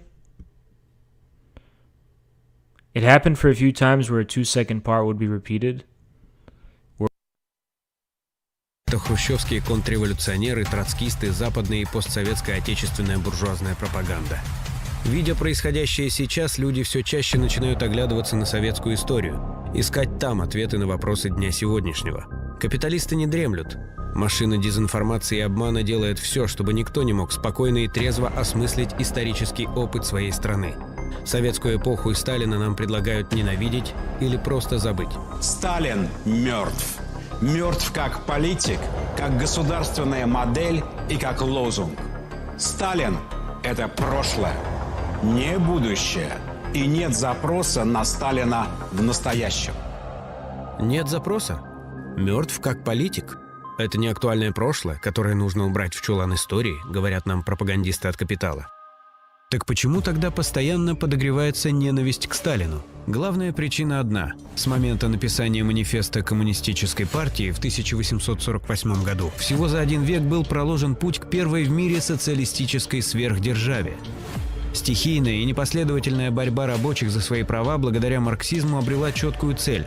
Стала организованной, привела к победе социалистической революции и построению первого на планете пролетарского государства. Свою дееспособность и силу то государство доказало в тяжелейшей войне с фашистской Германией, за которой стояли людские и материальные ресурсы капиталистической Европы. Советский Союз стал ориентиром и символом надежды для трудящихся всего мира. То, что марксизм работает, было доказано на практике. Вакцина от капитализма была выработана и выстрадана человечеством. Для капиталистов она смертельно опасна. И эти важнейшие страницы истории неразрывно связаны с именем Сталина. Самые большие успехи советской государственности пришлись на период, когда страной руководил Иосиф Виссарионович. Поэтому вся мощь буржуазной пропаганды направлена в первую очередь на очернение Сталина и дискредитацию его свершений. За рубежом эта кампания началась еще при его жизни. В нашей стране она вспыхнула в годы правления Хрущева, усилилась в перестройку и ничуть не уменьшила свой напор сегодня. Антисталинские мифы зачастую один в один повторяют тексты нацистских листовок, а в своей лжи антикоммунисты не стесняются никакого абсурда. К жертвам так называемых репрессий причисляют и предателей, и государственных преступников, и банальных уголовников. Называются фантастические цифры, когда речь заходит о количестве заключенных и репрессированных. Победили, да не так. Были успехи, но какой ценой? Разбирать буржуазное вранье о Сталине можно бесконечно. Но есть ли в этом смысл, когда понимаешь причины, по которым оно в промышленных масштабах тиражируется? Господствующий класс боится новой организованной попытки построения социализма. Даже спустя десятилетия после разрушения СССР, павшего в... Dude, I'm sorry, but the guy in the chat who's saying voice over this documentary, dude. Dude, I don't... It's just a silly request. It's such a silly request. I'm not... How am I gonna voice over, dude? Chill. В результате предательства. Could you imagine me sitting here with this music playing and just reading, like... Which is, like... It's so stupid, dude. I'm sorry. It's such a ridiculous request. И контрреволюции. Боится, потому что именно через тот опыт пролетариат доказал свою способность построить общество, в котором изживается эксплуатация человека человеком и где для господ места нет. Впервые в истории угнетаемый класс посягнул на священную корову частной собственности, предъявил счет угнетателям и паразитам всех мастей. Шутка ли? Средства производства и ценностей экспроприирует в свою пользу не другой капиталист, а класс, который должен безропотно пахать на коллективного буржуя. Вот почему поднимается вой по поводу так называемых репрессий, где это видано, чтобы рабочие брали власть в свои руки и сами распоряжались собственной жизнью. Любого другого руководителя советского государства при похожих результатах капиталисты точно так же поливали бы грязью. Дело тут не в конкретной личности. И сам российский правящий класс своей информационной политикой это доказывает. Одновременно с линией на очернение Сталина в последние годы появилась другая. Его политическую фигуру стерилизуют, освобождают от коммунистической идеологии, а затем используют для нужд казенного буржуазного патриотизма. Сталина рисуют эффективным менеджером, который якобы вслед за царями продолжил строить великую империю. Новая российская буржуазия приватизирует не только советские предприятия, но и успехи той эпохи. Особенно хорошо это видно на примере истории Великой Отечественной войны. Даже рыночный ребрендинг проводят, постепенно замещая советские символы новоделами. Активно выхолащиваются смысл и классовая подоплека тех событий. Современная пропаганда пытается убедить нас в том, что защищать свою социалистическую родину и быть пушечным мясом капитала в бойнях, устроенных буржуями ради своего обогащения, это одно и то же. Образ Сталина как лидера некоего абстрактного бесклассового отечества для буржуазии безопасен и полезен. Можно даже вспомнить его крепкую руку, оправдывая давление на своих политических оппонентов якобы в интересах национальной безопасности. Вот только крепкая рука буржуазии – это Гитлер, Муссолини и Пиночет, которые душили рабочее движение. А крепкая рука Сталина оберегала трудящихся от паразитов.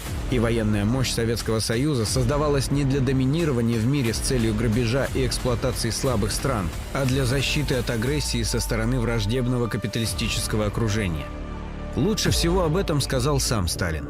Задача, которой я посвящаю свою жизнь, состоит в возвышении другого класса, а именно рабочего класса. Задачей этой является не укрепление какого-либо национального государства, а укрепление государства социалистического и, значит, интернационального. Причем всякое укрепление этого государства содействует укреплению всего международного рабочего класса. Если бы каждый шаг в моей работе не был направлен на то, чтобы укреплять и улучшать положение рабочего класса, то я считал бы свою жизнь бесцельной.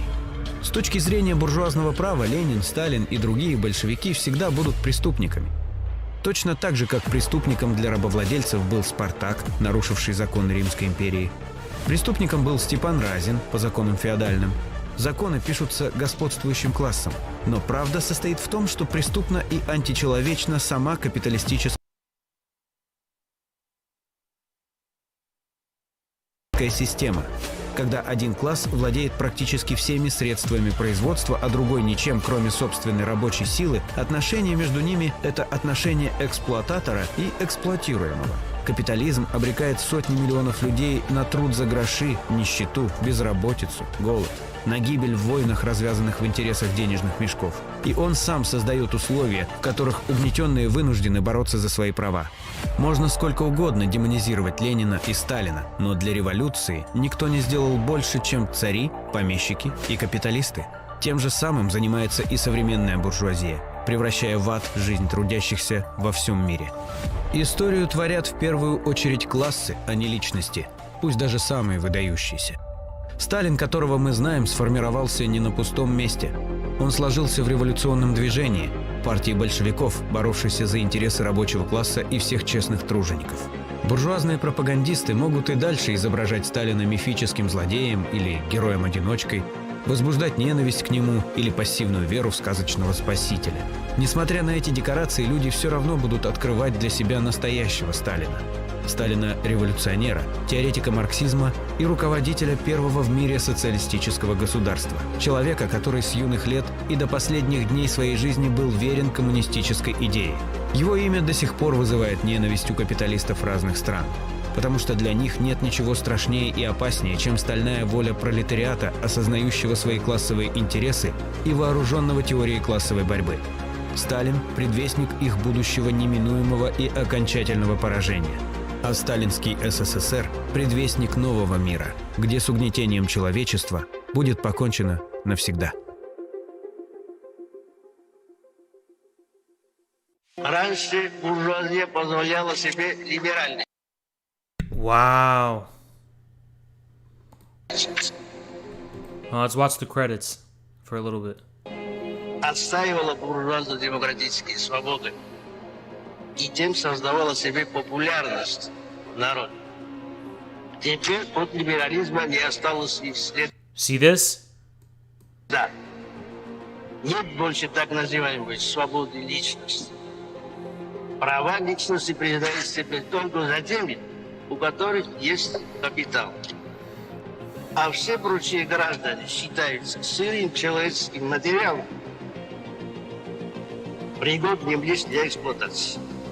Растоптан принцип равенства людей и наций. Он заведен принципом полноправия эксплуататорского меньшинства и бесправием эксплуатируемого большинства граждан. Знамя буржуазно-демократических свобод выброшено за борт. Я думаю, что это знамя придется поднять вам, представителям коммунистических демократических партий, и понести его вперед, если хотите собрать вокруг себя большинство народа.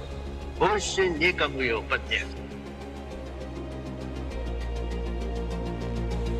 Wow.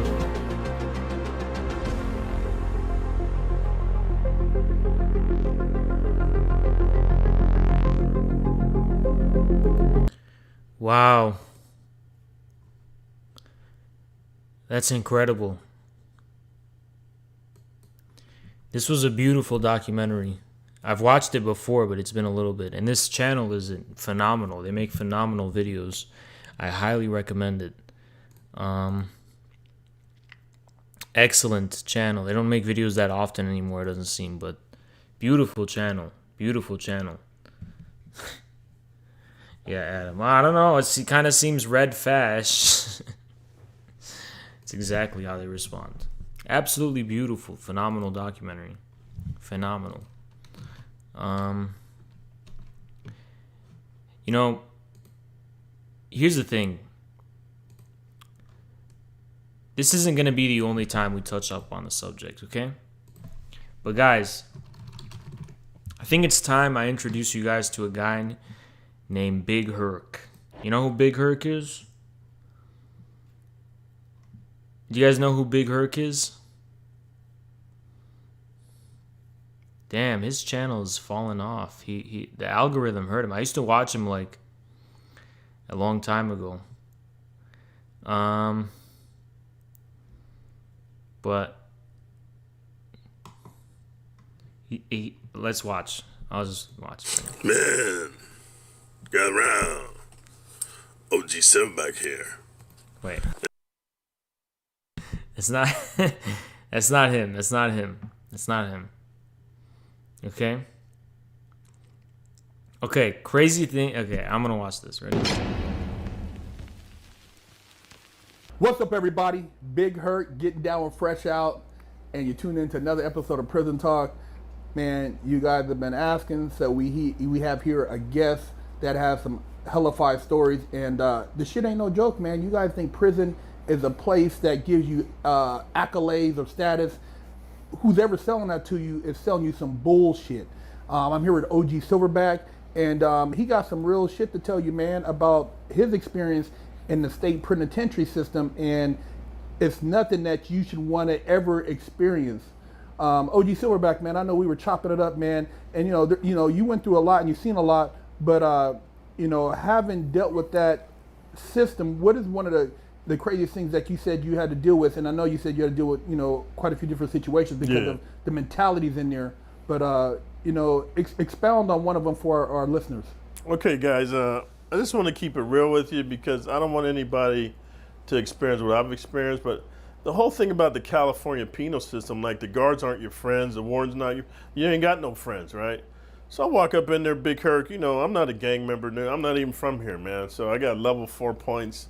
And in New Folsom, you got 2 guys to a cell. Like before, back east, level 4, you by yourself. Mm-hmm. Out here in California, you got 2 dudes and 2 grown men in the cell, 6 by 8, you know what I mean? You could touch the walls and stuff, and you got the grown man, the toilet's right there, the sink's right there. And in New Folsom, they got dudes that got double life and triple life and natural life. Like, I don't know the difference, but you ain't never getting out. Yeah, if you get one life, you still got another one. You know what I'm saying? So then I'm coming in there, I got 26 years, and I'm not gonna lie to you, Big Hurt.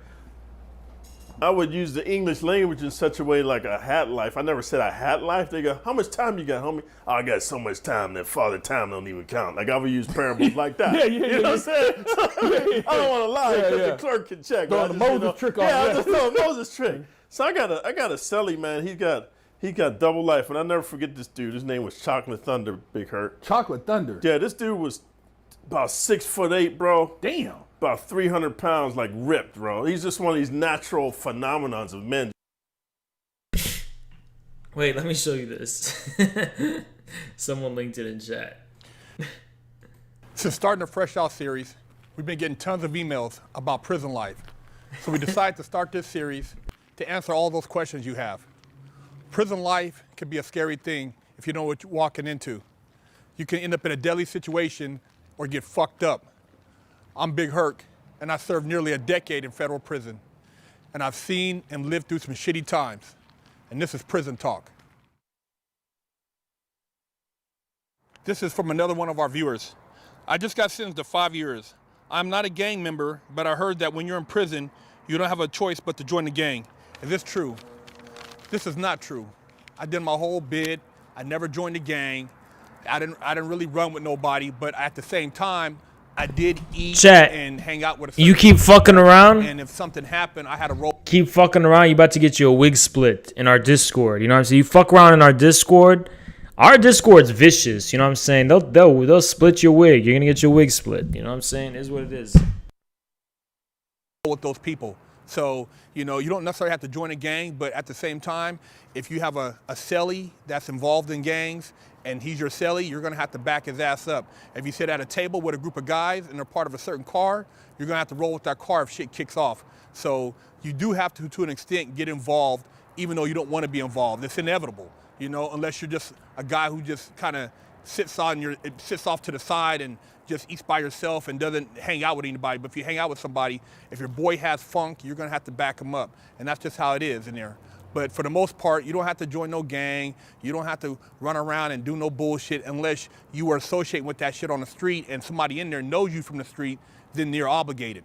But other than that, if you weren't really fucking around on the street, then you ain't gotta fuck around in prison, you know? It's pretty much you do your own thing unless you wanna be involved in something. So those are choices you have. You don't necessarily have to bang, but if you wanna bang, it's there for you. And once you get involved in a prison gang, you can't walk away. You're stuck in that shit. If shit goes down, you best have your ass on the yard. If you aren't on the yard, the homies are gonna fuck you up when they get back off the yard. So the best thing to do is don't get involved in that, because if they get involved, every time something goes down on the yard, if there's a meeting, if there's any type of riot, if there's any type Yeah, dude, someone's pointing out the shirt. of lockdown, you're gonna have to roll with the car. And if you don't roll with the car, the motherfuckers that brought you in are gonna take you out.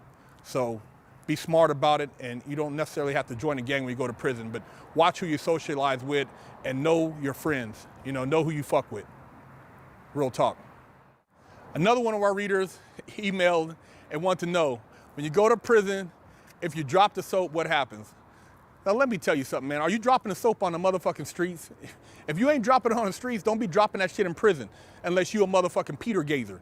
And what a Peter Gazer means that when a motherfucker's showering and he's walking around and his fucking butt naked, you're looking at dicks. Don't be up in there looking at dicks. Once a motherfucker recognizes that you looking at his dick, he gonna think that you're on some punk time, and that's gonna lead to him trying to get you to drop your soap so he can go up in them butt cheeks. So your best thing to do is don't be Peter gazing. When you go to the shower, keep your motherfucking soap in your container. If you drop your soap while in the shower, let it go. It's not that expensive to get another piece of soap. Let that shit float away and motherfucking stand up straight, because ain't nobody trying to see your ass. But if you're trying to show your ass up in there, motherfuckers gonna recognize that maybe you giving up them cheeks. If you giving up them cheeks, you're gonna get tested. You know, the first test is a motherfucker might slap that ass while you got your towel on. Now, if you just giggle, hee, and don't retaliate, then the next move is for that motherfucker to come in there and squeeze your butt. And then from there, he might just come in there and just like straight like, hey, homie, you know what I'm saying? You gotta let me get some of that. And that's how it escalates. So it ain't like they come in there and you just, hey man, you know, we're gonna rape you and do all this stuff. Now, unless you're a punk. And I don't have nothing against punks. If you like it in the butt, that's your choice. But if you're looking for that, there's motherfuckers in there. As soon as you get there, they got some hard dick for them butt cheeks. You know, but if you ain't into that, you ain't gotta worry. You ain't gotta worry about motherfucking trying to take your butt, you know what I mean? So that's a lot of bullshit. People ain't just getting raped. But if you're talking shit and you into that and you like putting yourself out there, then a motherfucker might try you. He might be like, fuck it, man, you talking all this shit and you know what I'm saying, you think you hard, maybe I'll just knock you out and take your butt. And that's happened too. I've heard of motherfuckers getting knocked out and getting their butt took because they were running their mouth or thinking they were super hard or trying to carry themselves a certain way. But other than that, man, you ain't got to worry about that. You know, get up in there, get you a couple fiend books, beat your meat, you be all right, man. You ain't got to worry about nobody taking your butt cheeks.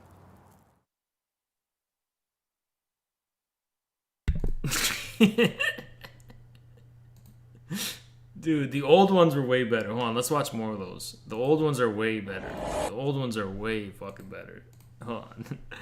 Oldest. Nah, dude, the old ones are just way better.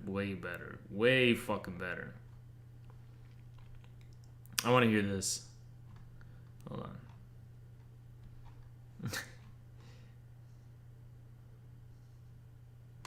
Hold on, let me see. Yeah, this is the best one. This is a good question, actually. What happens when you're short or skinny in prison?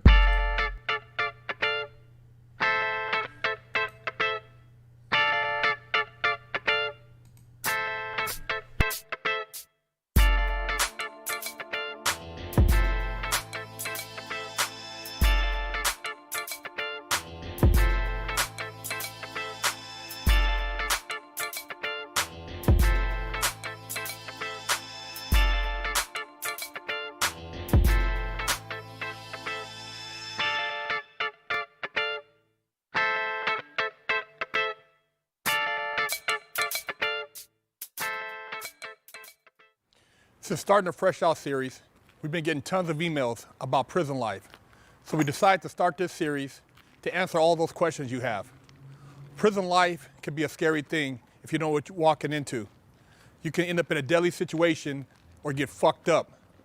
I'm Big Herc, and I served nearly a decade in federal prison. And I've seen and lived through some shitty times. And this is Prison Talk.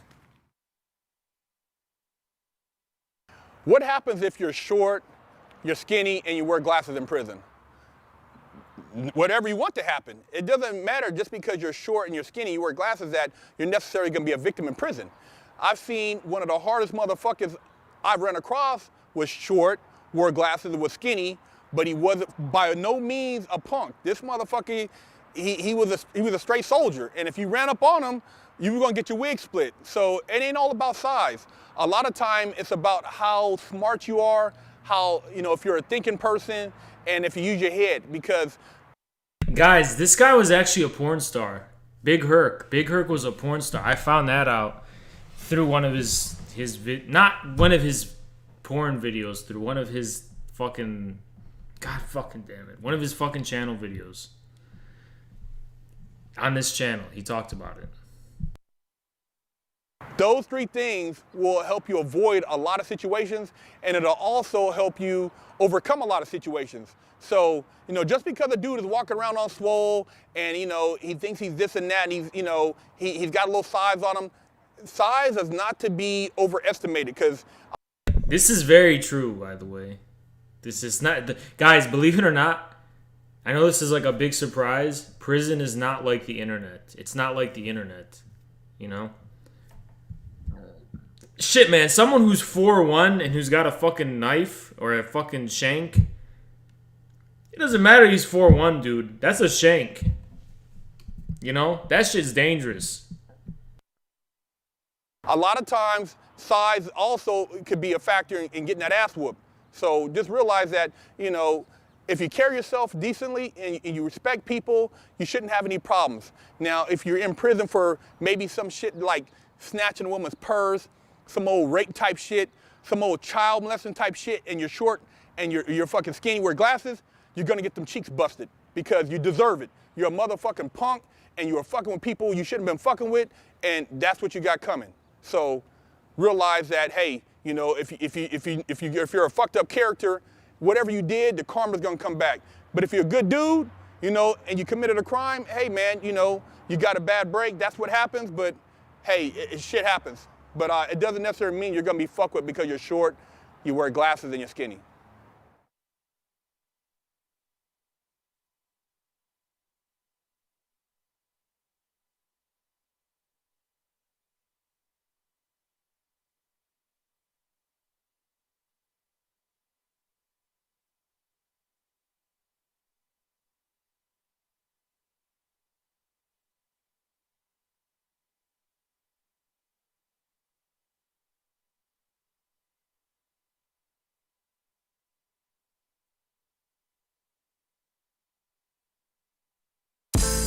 Growing up, I had dreams and aspirations, but always felt like the kid that didn't fit in. For the most part, I wasn't a bad kid, but when I made the transition into adulthood, I turned to the streets for guidance. This led to getting locked up in juvenile hall, doing time in CYA, and eventually a 120-month sentence in federal prison. I had a lot of time to think and reflect during my federal sentence, so I share with you what I learned, hoping I can positively influence someone else's life with Prison Talk.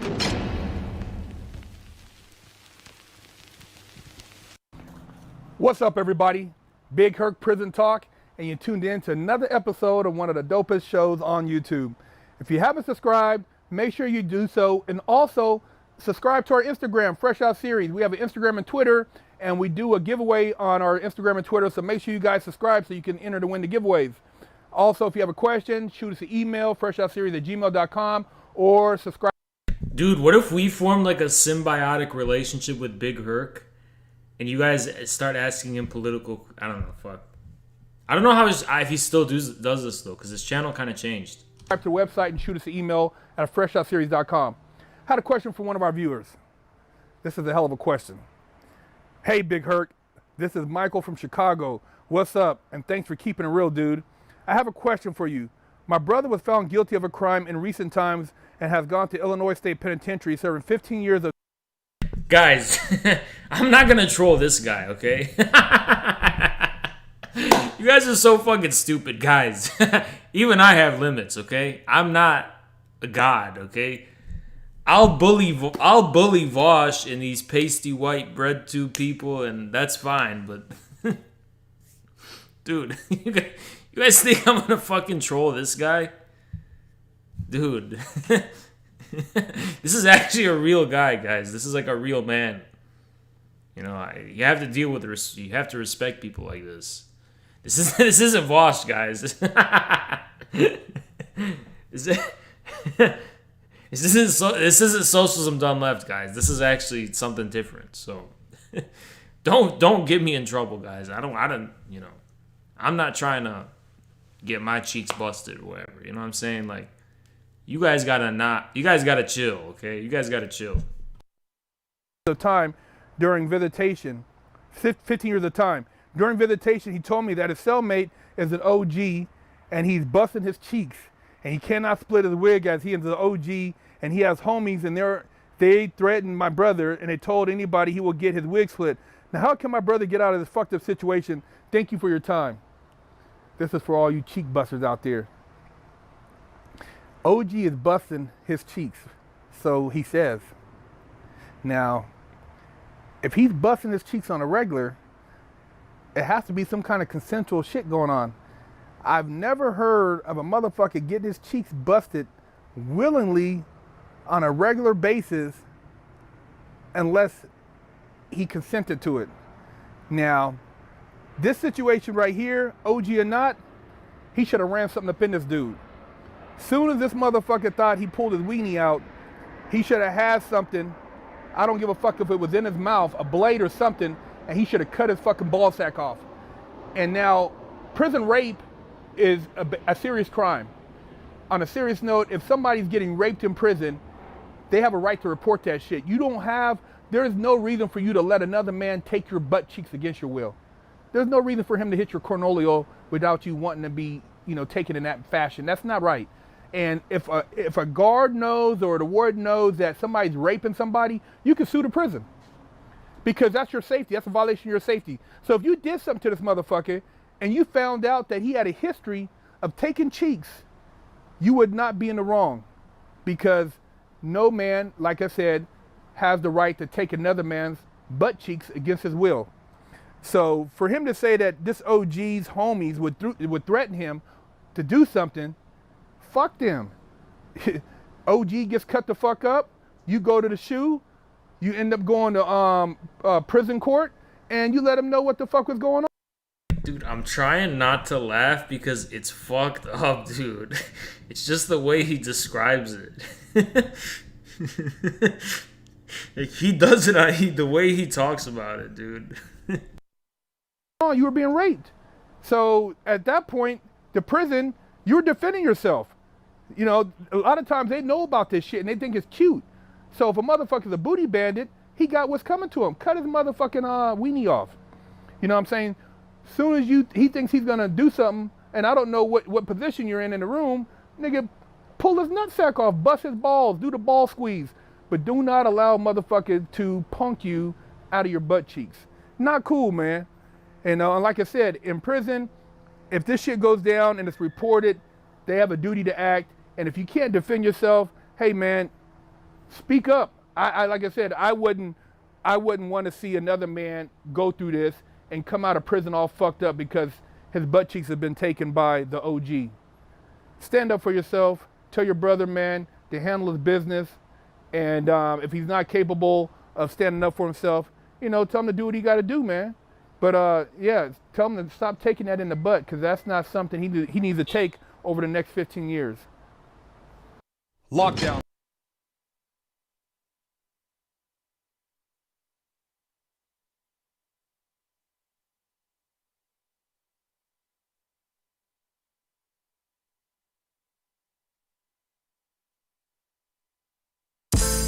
Growing up, I had dreams and aspirations, but always felt like the kid that didn't fit in. For the most part, I wasn't a All right, bad I was kid, muted. It wasn't but when I made the transition into adulthood, I turned to the streets for guidance. This led to getting locked up in juvenile hall, doing time in CYA, and eventually a 120-month sentence in federal prison. I had a lot of time to think and reflect during my federal sentence. So I share with you what I learned, hoping I can positively influence someone else's life with Prison Talk. What's up, everybody? This is Big Herc with Prison Talk, and I want to say thank you for tuning in to another episode. If you haven't got a chance to go on our website, please do so. We have a lot of cool stuff. We have t-shirts, we have hats. We're going to be having shoes pretty soon, some slides. Check us out at www.freshshotseries.com. If you got any questions, make sure you hit us up at freshshotseries@gmail.com, and also subscribe to our Twitter and Instagram, which is Fresh Shot Series. I had a question from one of our viewers. Hey, Big Herc, I'm a longtime viewer and love the Fresh Shot Series. In one of your videos, you said that people who associate with punks are looked down upon, but in prison shows, the big dogs or shot callers usually have bitches whose cheeks they are busting. Is it so that the prisoners at the top of the prison hierarchy are the ones busting cheeks, and prisoners at the bottom of the hierarchy are the ones getting their cheek busted? Best regards, a fan from Finland. Oh, cheek busting, huh?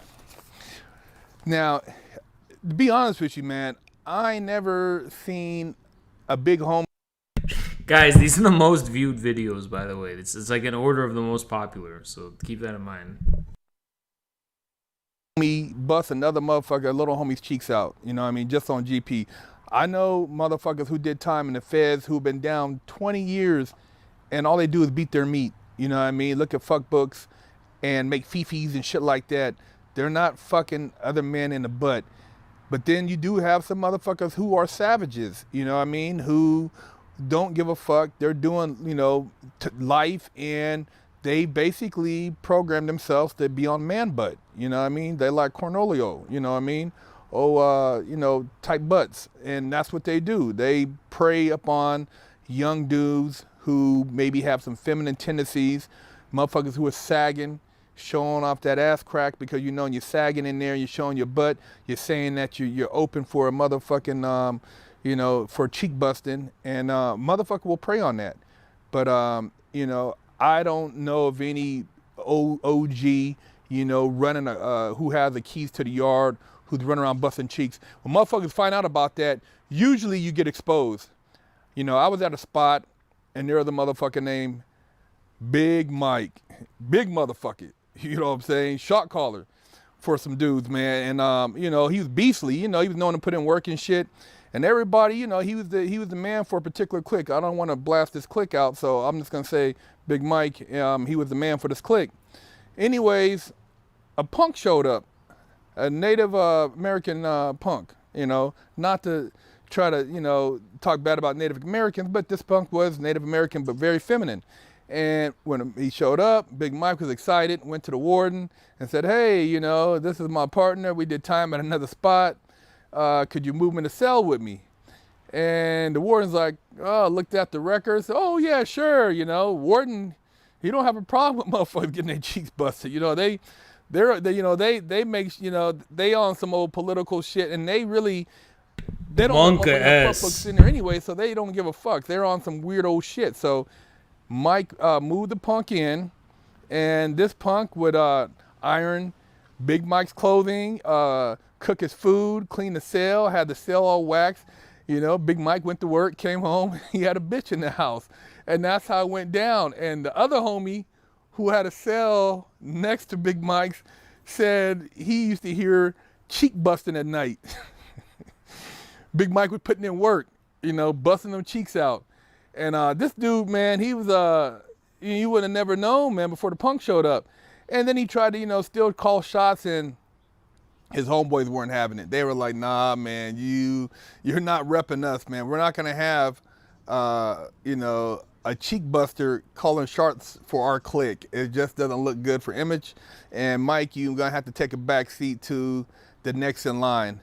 And Mike, you know, was reluctant initially, but I think they convinced him that it's best that he just keep busting those cheeks out and do his time and let them handle business on the yard. But it ain't respected, you know, it ain't respected. And even, you know, within cliques, some homies know about dudes busting cheeks and they don't really say nothing, you know what I mean? Like a dude who's been down a long time and they know dude is on like some predator type shit, they might still entertain him to a degree, as far as in the car, but they're not really giving his what he says any weight. He's not calling shots. You know, it's like other cliques look to you whoever you're rolling with and your leadership, and that's a reflection of the people underneath you. So if you're a guy who's just like, you can't control your own testosterone urges, and you're on that kind of time in there, and then a lot of these guys feel, well, what kind of decision making can you make when it comes to politically running the car for the crew? You'll compromise the crew and you'll do things that will get people caught up. So, you know, if you're gonna just bust man's cheeks randomly, you know, then how are you gonna, you know, if we have a situation where, you know, somebody got caught with drugs or something happened on a yard, or there's a situation with another race, how can we expect you to act rationally when you on some, you know, cheek busting time? And so that plays a big factor. But as far as the prison hierarchy, you know, there's not a hierarchy where, you know, the inmates at the top of the food chain or busting down inmates at the bottom. There's motherfuckers who pass through there 5 years, 3 years. They're not getting their cheeks busted. There's OGs in there I've seen that's been down 30 years get out and didn't bust a motherfucker's cheeks. You know what I'm saying? These motherfuckers up in there, if they got real game, I mean, if they really about some G shit, I've seen them knock prison guards. They'll take their chances. They'll get at whatever female prison guard or working in there, teacher, psychologist. I've seen motherfuckers knock counselors. I've seen dudes knock teachers, and I've seen motherfuckers, you know, kissing on motherfucking females in the hallways. I mean, I've seen all kind of shit. And some of these females were married to other staff members, and motherfuckers still was knocking them because the dudes in there who got game, they're gonna put that game down. They're not gonna be, you know, necessarily busting down men's cheeks, you know.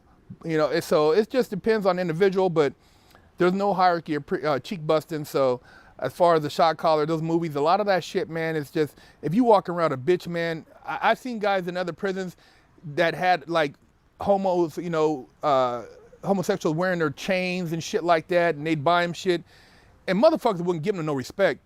You know, they looked at him like, you know, that dude, yeah, he might be in shape, but, you know, wasn't nobody looking at him for no fucking advice. You know, this dude is fucking, he's laying in bed, he's fucking with another man. He's you know, tripping off another dude. You know, and I see motherfuckers get into it, you know, fucking with punks, you know, somebody fuck with somebody's punk. Dude, I'm just trying to think. I'm trying to think about the people who complain about our Discord. It's like, look at the real world, dude. I'm just trying to think of fucking like Reddit subreddits that are like debating about, oh my god, is this dangerous? Is this guy dangerous to have on Twitch? It's like, dude, we're gonna keep watching these videos because we gotta wake people up to what the real world's like. You know, I think a lot of these people don't understand. They don't get their priorities in order. Like, what is a real problem? You know, like what is actually a real problem? Like this is a real problem, okay? I mean, yeah. And a motherfucker gets stuck. So yeah, it ain't anything to be looked up to in the prison system that I've seen personally. Maybe it's different in other places, but I didn't see it cracking like that in the feds. Lockdown's over. All right, hold on. Damn. The Cali. I'm gonna save the really longer ones for later. We're just gonna watch short ones. Hold on. Okay, this one's interesting. What happens if you lose a fight? Growing up, I had dreams and aspirations, but always felt like the kid that didn't fit in. For the most part, I wasn't a bad kid, but when I made the transition into adulthood, I turned to the streets for guidance. This led to getting locked up in juvenile hall, doing time in CYA, and eventually a 120-month sentence in federal prison. I had a lot of time to think and reflect during my federal sentence, so I share with you what I learned, hoping I can positively influence someone else's life with Prison Talk. What's up, everybody? This is Big Herc with Prison Talk, and thank you for tuning in to another episode. You know, I like to keep it real on here, and I like to, feed off the fans. You guys give me some great questions, and I thank you for all your support, for, subscribing to our YouTube channel.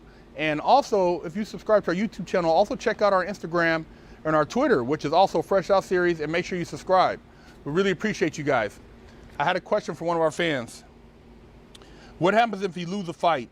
Do you gain respect for standing up for yourself, or do you continually get picked on? Also, if you never fought out on the streets before, is it possible to learn how to defend yourself while you're inside? If you get into a squabble with somebody and you get your head busted, as long as you don't snitch, as long as you put up a good fight, as long as you didn't run away, you still can get respect.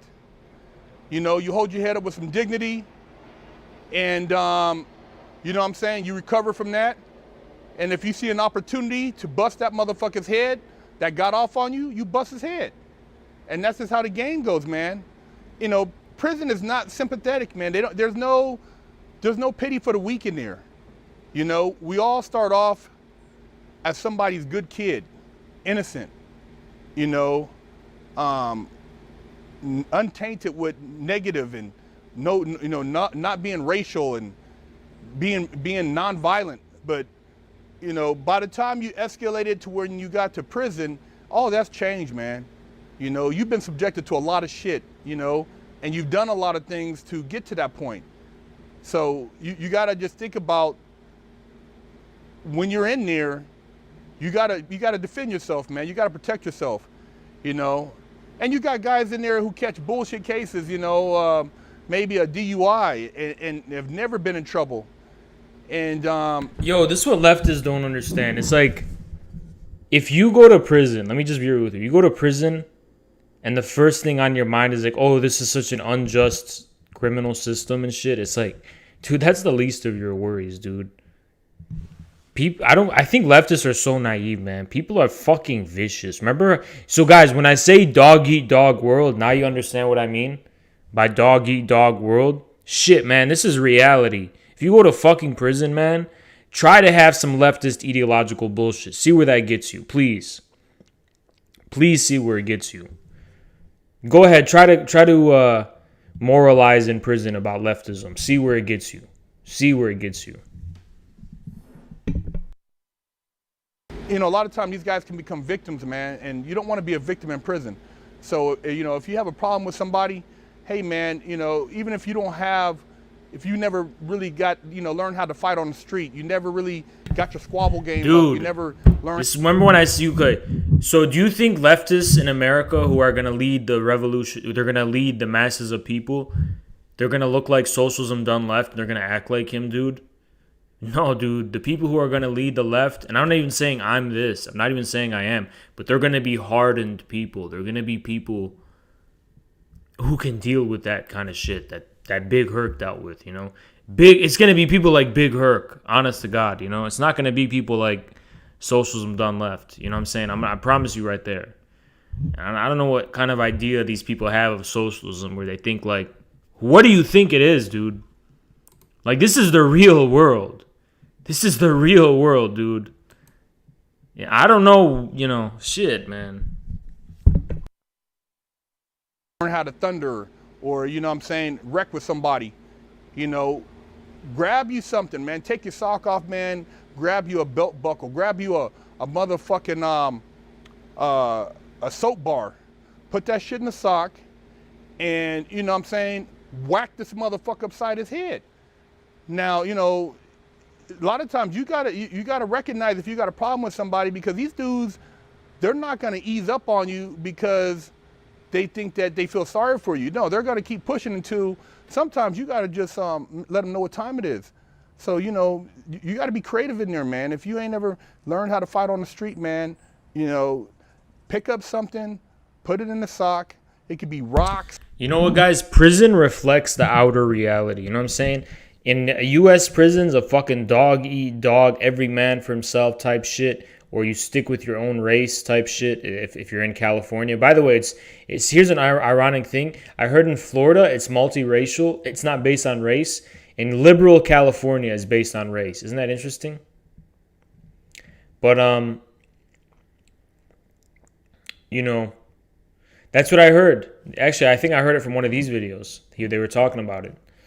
It's true, at least for one Florida prison.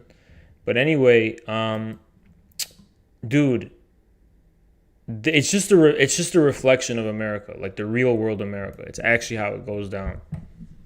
You know, would I say middle and high school is a lot like prison? Fuck no, dude. I ain't never been to prison, but it's a whole different world, dude. It could be a bar of soap. It could be a motherfucking toothbrush that you sharpened up, you know what I'm saying, on the ground. And, you know what I'm saying, be prepared.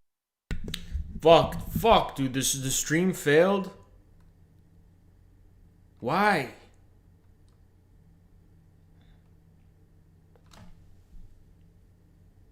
The fuck?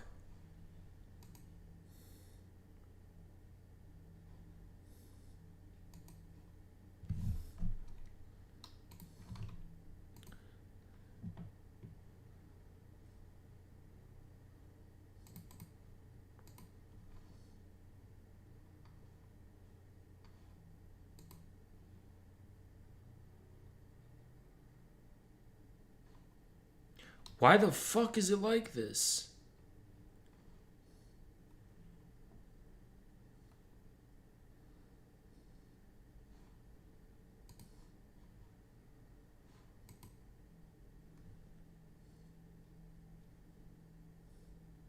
Is it back? What the fuck is going on, dude? Edge is not responding. Microsoft Edge is not responding.